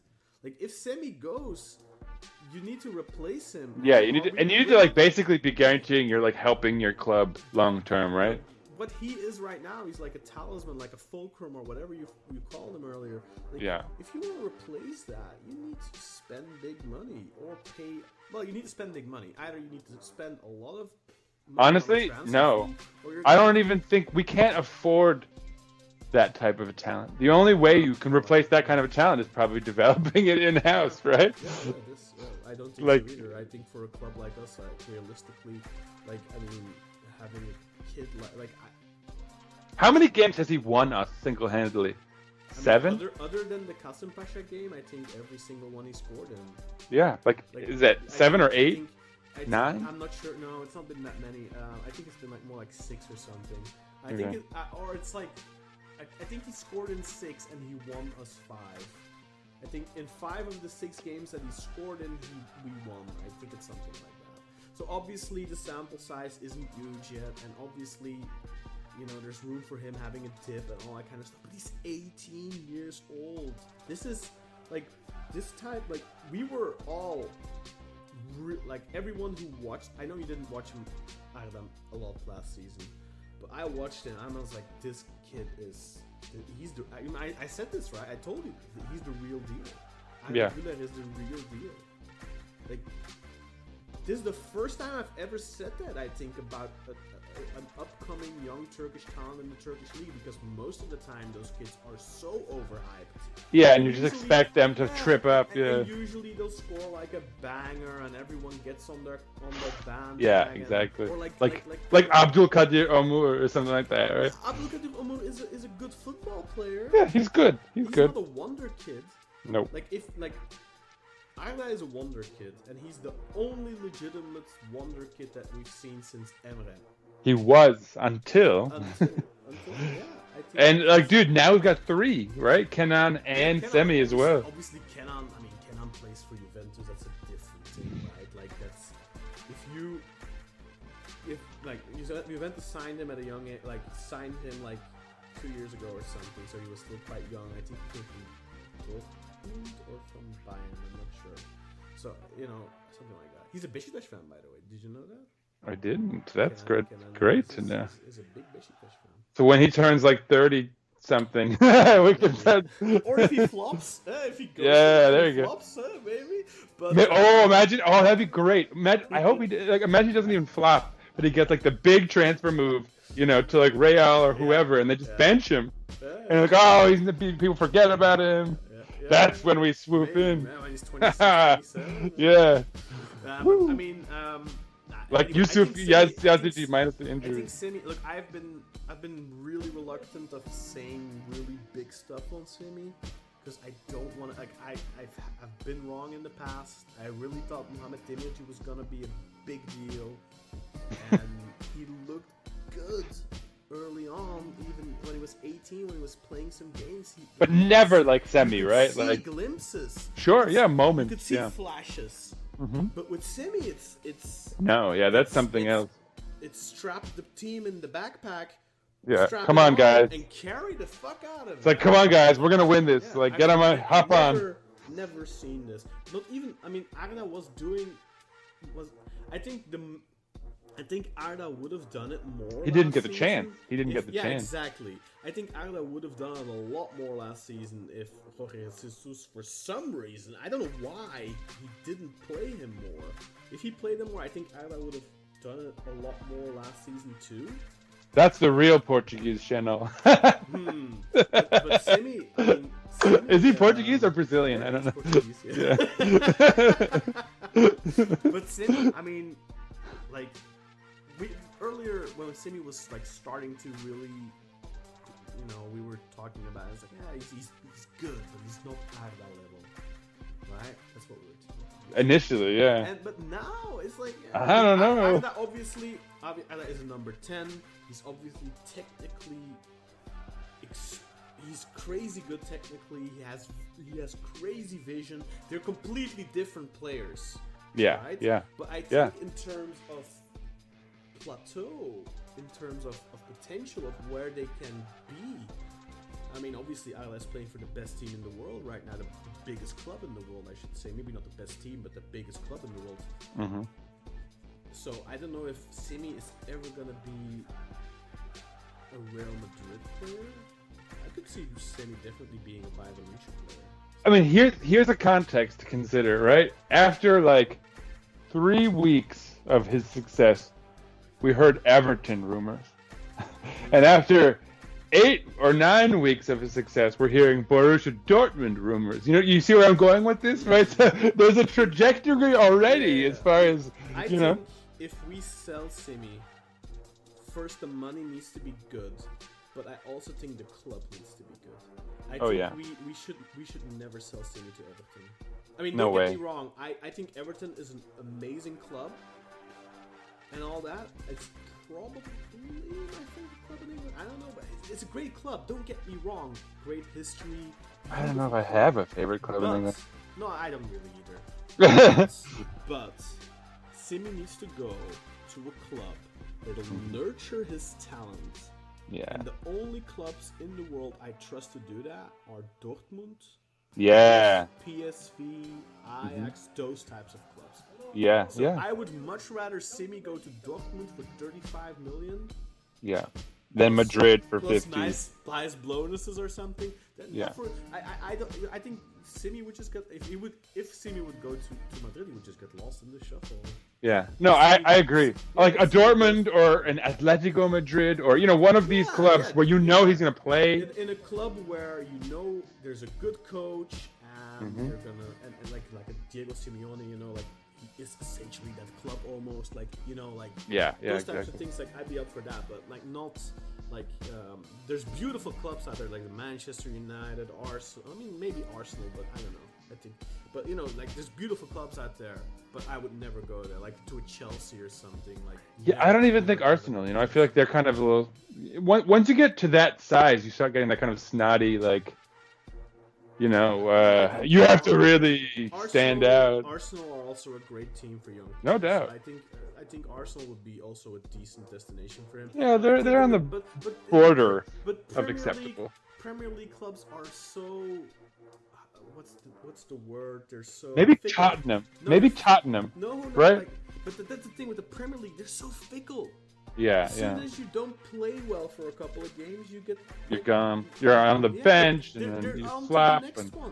They're on to the next one. Whereas it's probably the easiest to flop in the Premier League, right? Sure. Whereas a club like Borussia Dortmund, if they believe in you, if you show the right attitude, because that was the problem with Emre Mor, is just that he was, not didn't show the right mentality. And I think Semih so far has shown us that he really has an exceptional mentality for a Turk at least. Mm-hmm. I think if Semih goes to a club like that, like a Dortmund, who are going to invest and who see him as a long-term investment, and who take pride in not being one of these clubs that just spends stupid money. Like they probably can, but they don't want to. They want to be proven right with their transfers rather than. Yeah, those. I think that is a responsibility of Beşiktaş and of Hasan Arat, and also. But then I also think it's kind of like one of those things where. They need to make sure that he goes to the right club for obviously the right price, but also because Semih now he's saying the right things. He's saying my focus is on Beşiktaş. Yeah. That's why I think we might get another year. Like low key, I hope. Obviously, it's more hope than think. But I think if he has a good Euro, I see it as a very realistic chance that he goes to the Euros but barely plays. I think that would be. I don't think that would be abnormal. I wouldn't be angry at Vincenzo Montella because I know the competition in those positions is really difficult. Look, you have Kerem Aktürkoğlu, who it's very difficult to say. Like it's very difficult to put Semi in his place, even though numerically, Semi right now is statistically, is having at least in the Super League a better season. He has more goals in the Super League than Kerem does, playing essentially the same role. But obviously, Kerem has a track record. He's won the league with Galatasaray last season. He might win it again with Galatasaray this season. I don't expect Semi to ever start over Kerem. Over Kerem. At least not now, I mean. And then on the right side, realistically, if Cengiz is fit, Cengiz plays. So I wouldn't expect him to start over Cengiz either. And then it's really that striker position, and then you have Kenan to compete with. You have Can if he chooses for Turkey to compete with, and you have Enes Ünal to compete with. So you have a lot of competition for all these positions. But maybe Kevin gets suspended, gets injured, maybe Cengiz gets injured. So that's likely even. So if he gets selected for the Euros, I do think he will get a couple of minutes at least. I'm not going to lie. I personally would probably play Semi over Cengiz this season, but whatever. You're right, though. It's the credit that he's earned. Cengiz didn't do anything in the first half of the season, but then obviously... He's been better. But he's been better. Recently, I mean, obviously he's up there with Semi right now with 7 goals in 2024, so... But way more appearances, though. Four of those came in one game. Yeah, exactly. And he's appeared like all season, so it's not like what's so remarkable with Semi is that he's just it's a small window, but it's like so consistent in that small window that one can kind of just start projecting his stats out over the full year. And I think the chances of him maintaining the average that he has right now were pretty. I mean, those aren't very big, right? Like, I mean, he's basically almost he's scoring a goal he's contributing to a goal like every 87 minutes or something like that. That's crazy. That's insane. That's crazy. So yeah, just to wrap this whole Simi thing up, I think in conclusion, like I said, it's just important that he goes to the right club, but obviously for the right price. Yeah. But yeah, like I said, I'm not holding my breath for him to get a lot of minutes at the Euros. So I do think there is a chance there, because if he would go to the Euros and score a couple of goals, then I think it's gone. It's gonna be crazy. Yeah, he's gone for sure. It's yeah, possible to keep him another season, I think.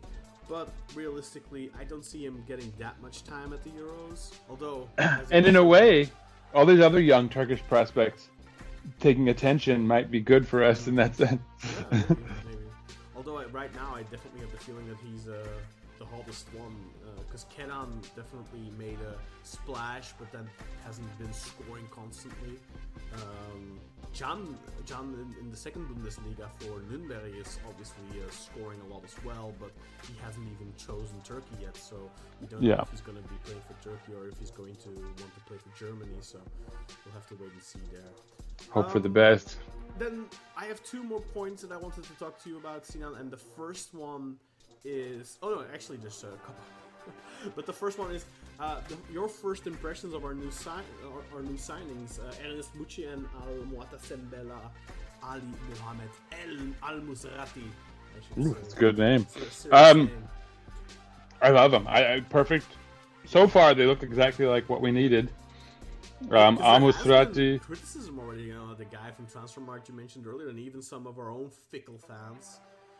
Fools. The fools. Were like, they should have had an immediate impact, and it's like, yeah, they didn't score, but they did. They kind of did have an immediate impact, especially against Konya. I mean, Ernest Muçi literally causes the second goal. Well, and like we mentioned this earlier, but even against Kayseri, like when Al-Musrati comes in, we kind of like shift the game a little and start to play a little much better. So and like start passing out of the back more intelligently. So I mean, no, for me it's fairly obvious that they're the right players. Al-Musrati's a beast. He's got that size and physicality. He can body guys out, but then he also has that touch on his passes. Ernest Muçi, I don't even think I need to say. I mean, he looks fantastic. I don't quite know how we got him, to be honest. He seems. I know that he was linked to much bigger moves. He was linked to the Premier League mainly. Yeah. So I mean that doesn't surprise me now that I've seen him. His calling card in the Conference League against Aston Villa. He scored 3 goals in 2 games against them in the group stages. So yeah, no, he seems like a great fit. I mean, already also we talked about how he's getting along with Semi, and so that, like, generationally speaking, is fantastic. So no, I love the moves. I think they're exactly what we needed. And furthermore, I think what's most exciting for me is what they suggest regarding our new transfer policy and how we're going to be willing to spend a little bit more to get a little bit more, right? As far as prospects, as guys with resale value, guys who can contribute in good ways. It certainly looks like we are going to buy less, but for more spend money. More. And I mean, essentially, in the last couple of years, we have still been spending like 20 odd million per window. That's true. Just like sprinkle it out over. Yeah. Like, I'm sure we're still gonna sign like a free agent here and there. You know, obviously, I think we are still gonna sign free agents, but then I think for like the big moves, we'll probably be willing to spend more, assuming we saved money and spent less on them. Numerically, there's that word again that I struggle with. Numerically, we we'll probably, I don't think we'll be bringing in 10 players or 8 or 9. We'll probably bring in 4 players or something. Yeah. And like we're in better shape now, maybe just based on those 2, right? But like we have, and it's been a process, right? Like we had to bring in a number of guys that Sheno wanted, but that kind of filled out the roster. Like we don't have a ton of needs really now. We need a striker, I think, is going to be like the big thing in the summer. We're gonna need a striker in the summer, most likely, unless Abubakar explodes again, scores a lot of bangers, and the Santos effect, maybe. Yeah, who knows? Says I want to keep him, and then he stays another season. It's possible, but there's also a real possibility that we'll try and sell Abubakar in the summer. Yeah, I mean that seems like the most likely outcome. Some rumored interest from the MLS and stuff like that. Chicago Fire or something like that. Chicago, or was it LA Galaxy? I think it was actually. I thought it was Chicago. Either way. Yeah, regardless. I mean, there was some rumored interest from there and other places. So, I mean, I think there'll always be a market for Abubakar, and I think we definitely can offload him if we want, and if he wants to, of course. But yeah, I mean, for me, one of those things, like, some of the things that people said was like, they should have had an immediate impact. And like I said, I think Muçi did in both games. I think against Kayseri, he was obviously kind of played out of position, but it's a shame that he still showed flashes. It's a shame that he doesn't score that chance he gets, but he did everything right. It was just a good save by the goalkeeper. But if he, for the same money, as we say in Belgium, but something else, he would have scored that, and then he wins that game for us, and then people are like, oh, a hero, perfect transfer. But in this game, I think he showed like a lot of hunger. Showed impetus. That's like we needed that. He showed his ability to create. He also showed his ability to be a danger. He was constantly, he was a handful. Hit 8 shots on goal. Maybe a little overeager in the sense that, like, maybe sometimes he should have looked for a pass rather than. Well, remember Semi in the very beginning, and then we felt the same way, and then he finally got that goal and then settled, right? Like, exactly. It could be like that. I think that's kind of what the thing with Muçi now as well is, like, he's really eager to make an impression. He's at a new club. He wants to, impress the fans, impress the coach, and he wants to get on the score sheet. And I think as soon as he gets his first goal, he'll settle down a little bit, and he'll probably look for the pass a little bit more often. I think he's still going to shoot a lot. I think he's just that type of player, and I welcome it.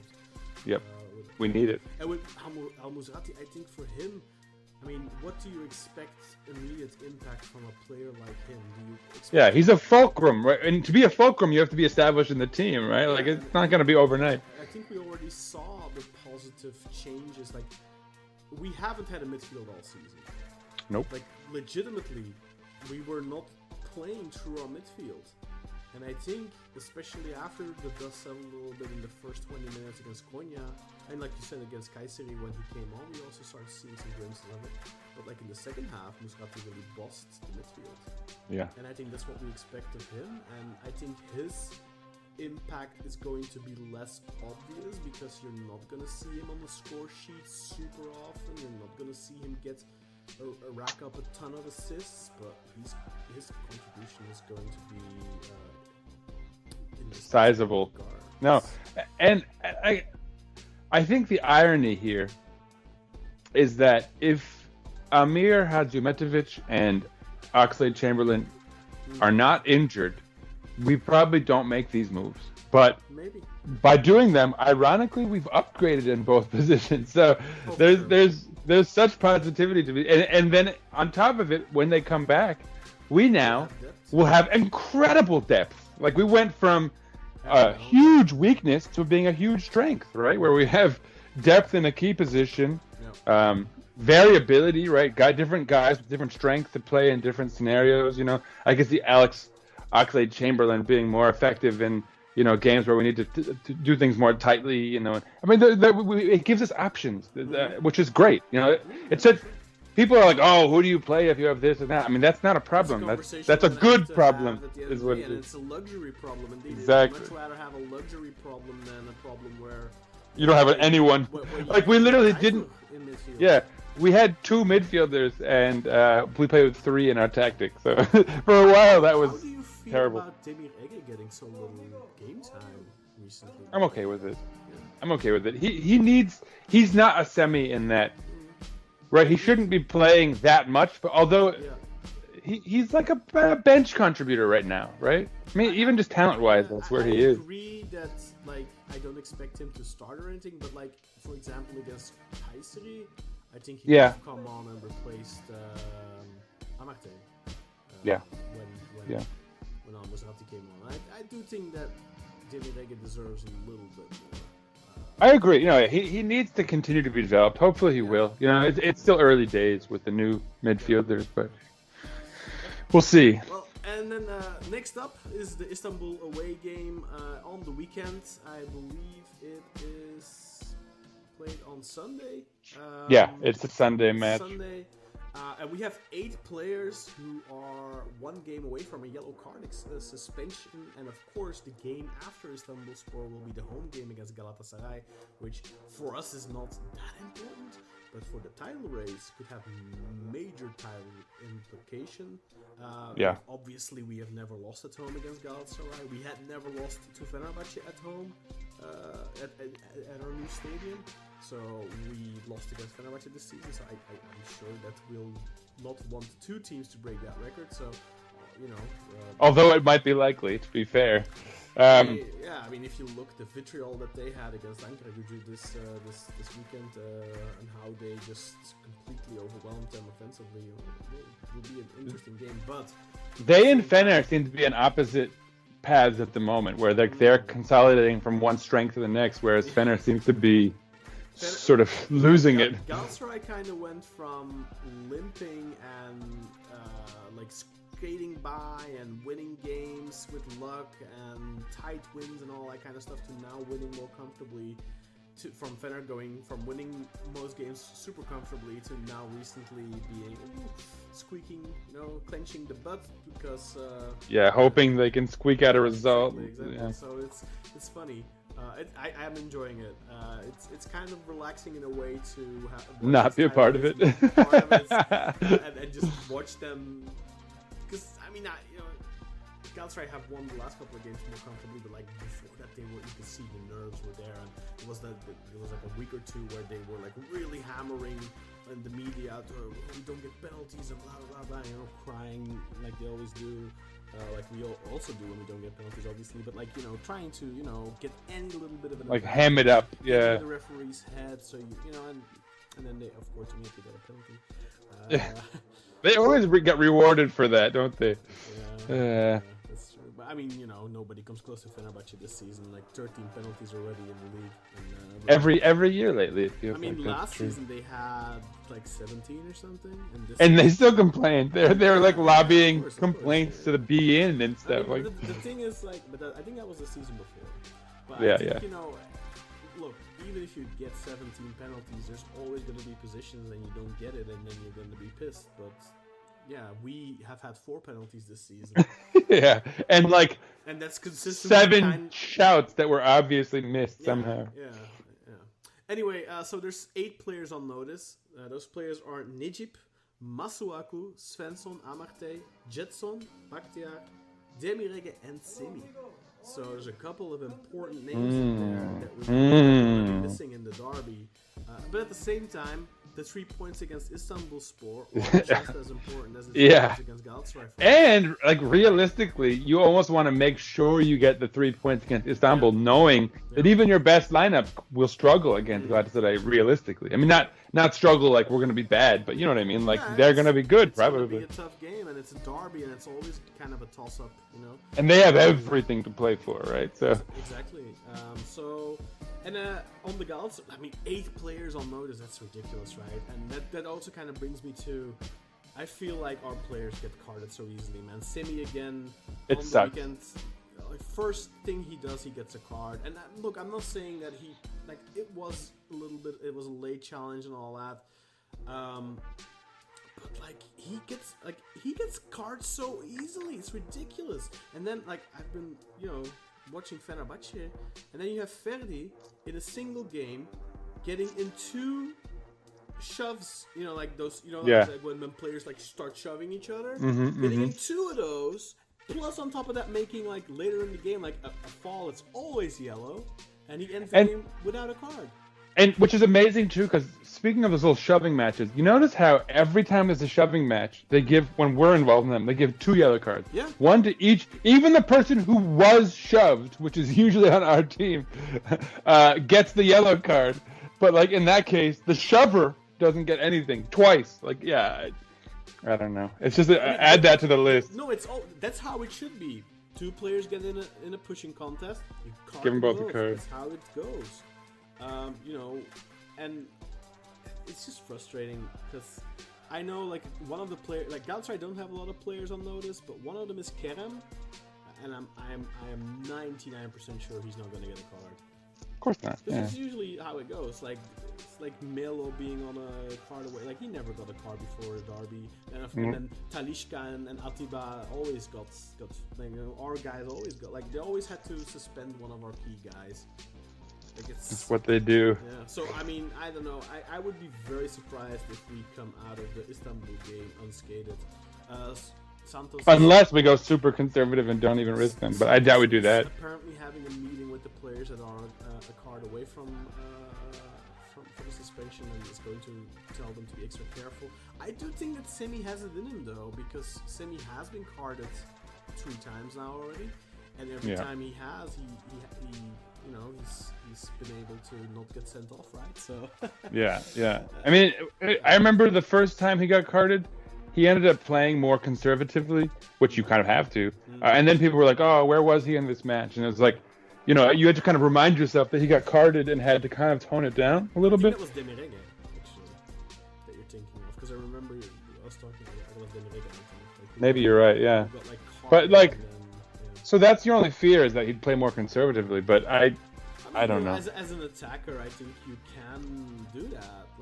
Because Simi, when does he get the yellow cards? When he's trying to win the ball back, and he can just just maybe don't track back as aggressively. The problem is that Simi is both Masuaku and Svensson are also. I was gonna say, and especially if he and Masuaku are both maybe don't play Masuaku then, so that you can. Or don't play Svensson, or I don't know, or I don't know. Tricky. Anyway, then the final 2 more points. Sorry, Sinan. It's okay. No. Well, one more thing I want to just highlight is Emre Can Bulut, who, of course, we signed at the beginning of the season from Soma'spor for 200k. Came from the 3rd division in Turkey. He had a really good breakout season with 15 goals there. So we signed him at the beginning of the season, 20 years old. But we loaned him out. Yeah, basically this kid was a factory worker just a year ago. So he's really coming from he's not an academy player or anything like that. He's not a spoiled footballer. He's had to work for it. He's worked his way up. Was still working in a factory not too long ago. And we loaned him to Umraniyespor during January. And on the weekend, Umraniyespor played the league leaders Eyüpspor, and Emre Can came on as a second half substitute and scored a really good goal. As soon as I saw that he scored, I actually switched from the Galatasaray game to this game because the Galatasaray game was played anyway against Ankaragücü, so no point in continuing watching that. It was already 3-0. So I switched and I continued watching just for Emre Can, and I have to say he played really well. I mean, Umraniye were down to 10 men at that point, so it's not like he got the ball that often, but he got the ball a couple of times, and every time like he got, there was this one position where on the right side he just dribbled past like 3 guys, fired a shot at goal. You could really tell that they had their hands full with him, and he's 21 now. I think he might have just had a birthday, but I'm not saying this kid is gonna be a Beşiktaş mainstay. You can tell he has something. I really do not understand how he didn't get a single minute in the league this season. Like given the lack of, we're playing Onur Bulut on the wing, like like how did this kid not get a chance? I don't understand it, because there were multiple occasions against Eyüp, who for all intents and purposes are a lower level Super League side. There were multiple moments where he just showed that he could easily hang at that level. Yeah. And it's like, he could have easily, I mean, I legitimately think he could, like, now Rasichka and Simi are here, of course, but like, just a month ago, I think he could have been playing. Yeah. This. And I'm not saying that he is a Beşiktaş player necessarily, like in the sense of normal. But neither was Onur Bulut on the wing. No, but, like, yeah, this exactly. Kid, for sure, whether it be at Beşiktaş or somewhere else, I think he has a future. I definitely think he is a Super League level player. And I commend him. I hope he does well, and I hope he has a good season at Umraniye, and I hope he comes back in the summer, and then either we try him out or we loan him out straight away again, because he needs to play. Obviously, he's at that age where he needs to play. Talking about another player who... Hold on, just quickly, knock on wood. Sure. For Emre Can Bulut. Not Emre Can Bulut. Emre Can... what's this? It is Bulut. Oh, yeah. Oh, no. And Emre talking about another player that should be hoping for some playing time. Emirhan Dilibaş has been released by the club following a quote-unquote scandal surrounding him having a dating profile. Officially, it was announced as a mutual termination, and no details were revealed, so the club didn't say, well, this is because of the dating profile and all that kind of stuff. Which I'm glad, because that would have been pretty bad. That's so not how do you feel about Emirhan Dilibaş getting released? I'll say this. I'm guessing it's a Samet Aybaba thing. Is that right? He's the guy in charge of that part of the team? I would imagine so, given... I'm going to use this word for the third time this season, but the vitriol at this episode, that's a word I've never used before on the podcast. Now I've used it 3 times in a single episode, but the vitriol that Emirhan's daddy spewed towards Samet Aybaba on Beyaz football yesterday. I am of 2 minds. One, Emirhan Dilibaş probably just wasn't good enough. 2, he was linked to an actual controversy, one that might have actually merited getting kicked off, but which we kept under the table. Probably wise in that case. You don't want to really advertise, right? The whole prostitution thing and all that. Like, it's best not to name names until like, I'll get into that in a second. Right? Like not to because if that had gone out, it would have ruined his entire career, not just like, right? So. I'm guessing there's more to the story than just him being on a dating profile.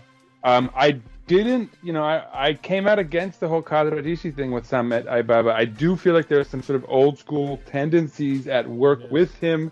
I don't know if he's the modern, what is it, DAF? What is the position? Director? No, it's not. Whatever it is. So basically, the board member, aka the director responsible for the football branch, is Feaz, but Samet's role officially is the football coordinator. The coordinator, yeah. So I don't know if I need him there. Is all I'll say. I mean, with that said, I'm guessing there's more to the story than just a dating app. I think it would be good for Samet I think having him in a role where he focuses more on the future, so to speak, on the recruitment of the young kids. Like we signed guys, Karabulut.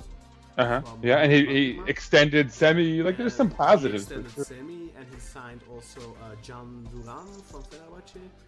So two young kids. One is born in 2010. That is Yais Karabulut. He's born in 2010. Really big talent, apparently. But, apparently we have to wait and see. We saw some footage of his first game. Yeah, looked online. great, but... That looked good, yeah, but, obviously... Playing against kids, whatever. Playing against other kids, yeah. And then Can Duran is supposed to be a decent player as well from Fenerbahce, born in 2009. So there's some positive signs there from the recruitment aspect, and that's something Samet is definitely responsible for. When it comes to this thing, like you alluded to it already, there's this scandal. So back in 2019, Bild came out with an article about Beşiktaş. The under-16 team at the time was in Rhodes, Greece, playing a tournament, the Rhodes Cup, which they ended up winning, by the way, beating Panathinaikos in the final 2-1. So Beşiktaş was at that tournament, and there was a scandal that came out in the German newspaper Bild that the 16-year-old players born in 2003 had hired local prostitutes and had them in the hotel. And it didn't get found out until the morning when they brought these girls down with them to the breakfast. Exactly. So the rumor is there were never any names, but the rumor is that Emirhan Demirbay was involved in that. Which would add context to this. The club at the time denied it. They said this isn't true what is being written. It is true that one of our players brought his girlfriend to the hotel, and as soon as we found out, we left him out of the team. Which would be so. Imagine someone's girlfriend looked a certain way enough that people are like, "You had a prostitute here." That's so offensive. To be fair, I mean, when I was a kid at school, we had some 16-year-old girls walking out looking exactly like that. So it could have happened. But, so that's one scandal. Another scandal is last season, Last season he was out on loan at Göztepe. Barely played like 2 games in the league. Scored a goal. He played like 2 games in the league. But one of the things is, he immediately, when he moved to Izmir, started following like a bunch of local escorts and models and stuff, right? Yeah. Social media. So it's kind of iffy, It adds some credibility to the claim about. I have to say, Emirhan was a big talent in the youth. He scored a lot of goals for the youth teams. He was seen as a big talent. Yeah. There were not big, semi-big, but he was seen as a player that could make it into the first team and maybe become, contribute something. Yeah. He's 21 or going on 21. I'm not sure when his birthday is, but he's born in 2003, so he'll be 21 this year or already is. I'm not sure. And one of those things is on his dating profile. It showed his age is 24, by the way. So which probably just means he signed up for 3 years before he was supposed to. Exactly. Yeah, you're probably not allowed to sign up when you're 18 or something. I'm not sure how that works. Which, I mean, a 15-year-old getting on dating apps is it's a little shady, but whatever. Yeah, you're probably right. So it either means that, or it means that he's older than he's supposed to be. That's Ooh. possible. I mean, that has happened in the past. Muhammed Demirci was supposedly older than he actually was. He was playing under was supposedly playing under like the ID of his younger brother or something. He was a diminutive, right? He's a short little guy, so maybe he just looked younger than. But yeah, anyway, so there is something surrounding this kid. He was supposed to be a big talent, but then he went down alone to Göztepe last season, didn't get to play, basically, essentially. Rumors are that he missed a lot of I mean, I haven't been able to confirm, but I've been hearing that he missed a lot of training sessions there. So there's definitely some negativity around him. Now look, I think a player that clearly has no future at the club should just be let go. I think he Yeah, probably that's should have fine. been let go in the summer. Because I don't even remember hearing about him getting loaned out this year. There was so little excitement. Supposedly there were clubs interested in loaning him in January, but for one reason or the other, those deals collapsed. Yeah, I mean, look, I think that getting rid of him, trimming the fat of the club's expenditures is not a bad thing. Yeah. These youth players don't make a lot of money. They make somewhere between 50,000 to 200,000 euros a year. He's probably not on a really big contract, probably more around between the 50 and the 100,000 mark. Obviously, that's a lot of money in Turkey, in Belgium too. Like, earning 50,000 euros a year is not bad, you know. Yeah. But for a football player, obviously, that's not a lot. So it's not like he is like the big earner or anything. So getting him off the wage bill Off is the a big books, deal. But yeah. I do think if you have Still worth kids it, that are yeah. 20, 21 years old, and at 20, 21, you should know if they are good enough to play for Beşiktaş or not. And if they're not, it's time to get rid of them.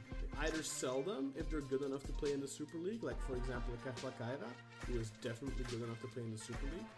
Don't know if he's good enough to play for Beşiktaş. He has impressive stats again this season, so I think he definitely deserves another look. But if the conclusion is no, then you sell him because he has value. He is a Super League level player. Emirhan couldn't cut it in the Birinci League, so cutting him, See ya. cutting mutual termination makes sense. See you later. I think Yeah. Getting rid of him is fine. I don't think we needed to let him see out his contract. I mean, we're not a charitable foundation. Right. Probably with the termination, he's getting all his money anyway. Yeah. I think and you also need to keep in mind, like, he still hasn't, like, he's in that locker room, he's training, whether he's training with the A team or he's training with younger kids. He's 21, so I wouldn't know if he would actually train with them, but if he does, like, he could have a negative impact on them. Like, if he likes to whore around, that's not something you want to. That's not something you want your players doing. And I think. Yeah, I'm guessing the rumors are just what's out there in the public, and I'm sure there's like, it's like a where there's smoke, there's fire situation. I'm sure there's something else at play here that really forced their hand besides the dating app. I cannot imagine that the club would terminate him based purely on that. Yeah, So agreed. if they did, it's kind of ridiculous. Yeah. On the other hand, they should have probably terminated him earlier. Anyway, yeah, yeah. But if Because like realistically speaking, like we've talked about this in the past, like a long time ago, but a 21-year-old, you're almost. I mean, in Turkey, you can be 23 and you're called a prospect, but that should not be the case, right?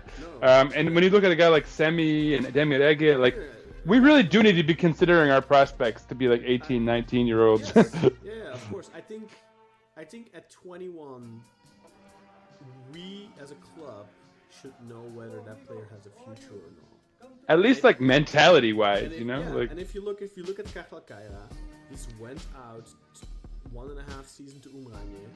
Now he's gone out to Kayseri. So 2.5. Well, if he completes the season 2.5, he has 2.5 seasons of loans under his belts.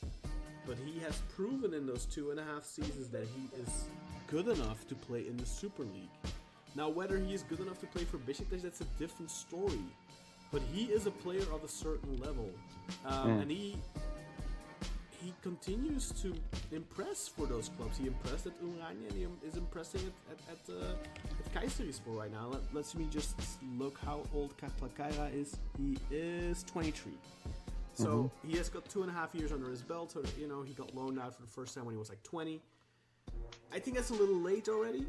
I think probably it could just be like a depth, you know? It could be like your sixth midfielder. One peaks later than the other. Like, obviously, guys like Semih, they don't come along very often. Like a kid that's 18 and is ready. Yeah. That happens in Ajax, but that doesn't happen in Beşiktaş. No. But then you have a guy like Demir Ege who's I think 19, right? And like he's ready to coming off the bench, right? He's Like ready to start making minutes, and that's a legit when prospect. somebody You know? when somebody is suspended to fill that void and all that. I think Demirege probably would do well next season, getting loaned out. You know, but like Definitely. I think 18, 19 is when you need to start. You need to start peeking your head at the window. Exactly. By 2021, the club should have a decent idea. Agreed. Yeah. No, I fully agree. And I definitely think for Emirhan, it's Past. This kid has no future. The window closed. Maybe- Because especially if you're not serious. Look. Let me put it this way. Emirhan could be one of those late bloomers who, like, he's 25 and he's playing for like Alaniyaspor or something, and just sort of like realizes, oh my God, like I can take my life seriously and focus on football, and I can actually make a career out of it. And who knows? Like maybe he'll be one of those like late bloomers. But clearly, we're not in a position to sort of sit around waiting for him.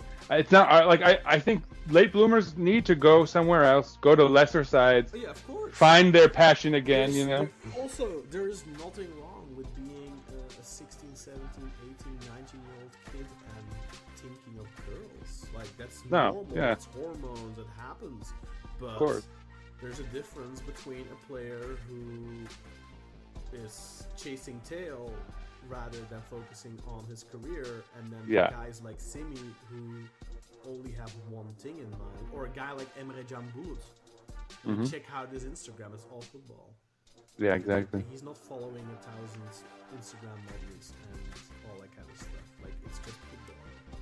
And that, you know, and I think it's fine to be like. Look, Sergen was like that. A ladies' man. He was like that. Yeah, he was exactly like Emirhan. The difference is Sergen was the biggest talent this country has ever seen. Yeah. Play at 70% and still be the best player on the pitch. And it was a different age. It was a different age too. But, but trust me, there was a lot of issues with Sergen. Of course. I remember. Yeah. Like, I mean, he left Beşiktaş because of it. You know, he got. You know, there were some serious issues with him and certain board members at the time because of it. And that's why he was getting sold to Istanbulspor. But like, he could do it because he was that damn good. Emirhan Exactly. Was a was a talent in the youth, and I still. But not like an all-time great. But I think still, with the talent that he has, if he, you know, at 20, you know, he's 21 now. Maybe this is the wake-up call he needs, and this might be for him the moment of redemption is coming after this, maybe. And then people will be saying, "Oh, how did we let him go?" But trust me, without this, he wouldn't.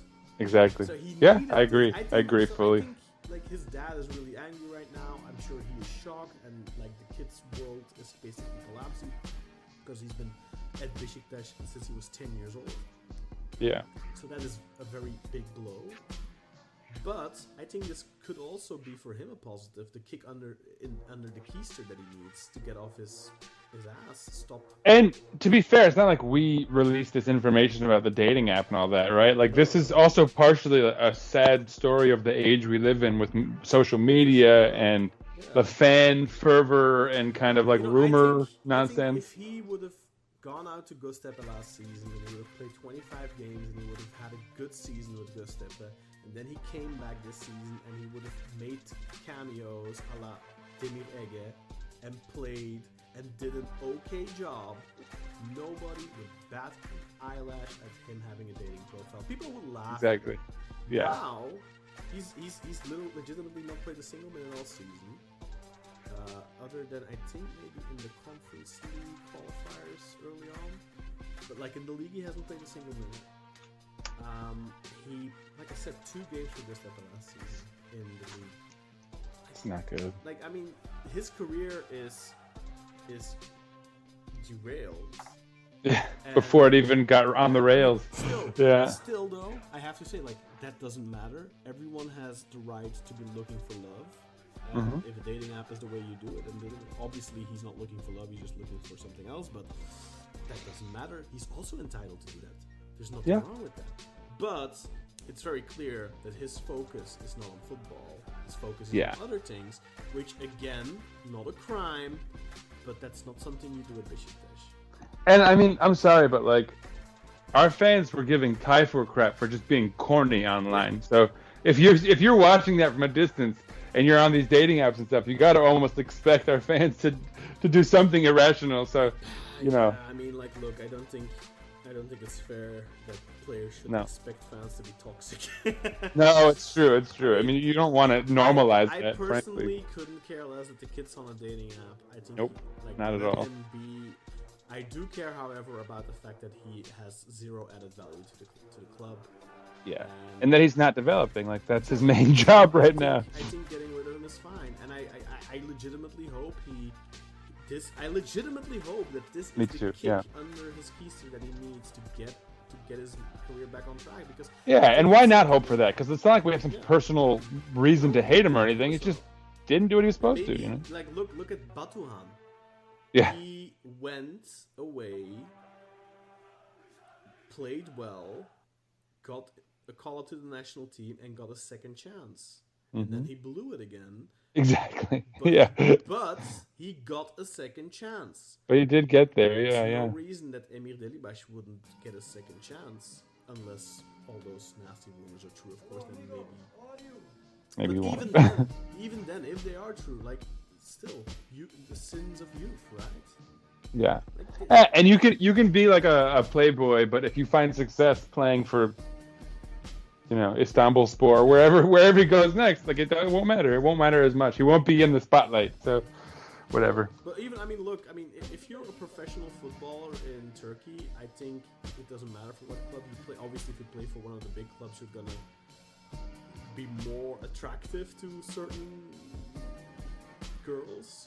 But I think if you play for Istanbulspor, you play for Almoatesembellah, whatever. I think if you're making 200,000 euros a year, they don't care. I see what you're saying. Yeah, maybe the smaller club size will make him more humble, which will be good for him in general. No, but I think a lot of these girls that go for these types of guys only care about one thing, and it's the money anyway. So, like, 200,000 euros is a lot of money in Turkey. So.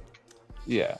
Anyway, Yeah. that was just the last thing I wanted to add on. That was the last thing I had to talk about. Like I said, I had a It's just happy. Yeah, juicy episode. Yeah. Apologies for the growls and the barking dog that you may have heard. That was pretty minuscule. And the water pouring and whatnot on my end. The peeing. Yeah, that would be funny. Imagine I just start doing that now. Sinan, I'm gonna let you go and feed your kid. I'm gonna actually go and probably whip myself up something because it's getting kind of late. Nice. But thank you for the time. It was good. Anything. The next Pleasure. one quicker so that we don't. Yes, we have less to talk about. This is gonna be a marathon episode again. For people. Yeah. I know there's a couple of them out there at least that enjoy those. And why not? keep giving us your feedback if you're listening to this episode and you listen all the way until the end. Thank you for listening to our ramblings. Congratulations, you made it. My ramblings. You made it to the end. No, we've both been But also, chatting. I want to hear from you guys online. There's a couple of you that always interact and are like, great episode, or you don't even have to say great episode. You can also say like, I don't know about this, or I don't know about that, or you went too long on this or that, or just let us know. I just want to hear from you guys, our listeners. And if you have any suggestions on things that we can improve and kind of stuff like that, by all means.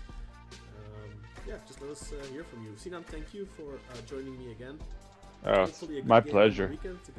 Yeah, hopefully. Without suspensions for the derby coming up. And then Without any big ones, anyway. You know what? Actually, I think we have the Konyaspor game before the derby, right? In the cup, yeah. So, do cup suspensions still... If you get a yellow card suspension in the Istanbul game and you take a second yellow... You get a red Oh my god, so we could have more. And then you are not suspended. I see what you're saying. Because a red card suspension goes straight on to the next game. And yes, to confirm, so we have Istanbulspor on Sunday, February 25th, 11 a.m. here. Another late breakfast game. Wednesday, February 28th, we are hosting Konyaspor for the Cup, 12:45. And then, Sunday, the next Sunday, we're hosting Galatasaray. Yep. Big stretch. Juicy week coming up. Yeah. Juicy weeks, I should say. So we're maybe next week Wednesday we can get together against Sinan. Hopefully. Yeah, post cup game maybe. When is the cup game? That was on Wednesday. Oh, it's on Wednesday. Okay, so maybe Thursday then. Okay, yeah, whatever works. Anyway, Sinan, thank you very much again, and anytime. Shoot us off. I do have to say, and it's important that I note, let's go Beşiktaş! Peace, everybody. Baba çok babasın, çok harikasın, çok güzelsin, harika, harika, harika. Baba! 2-0, 2-0, 2-0, 2-0, 2-0.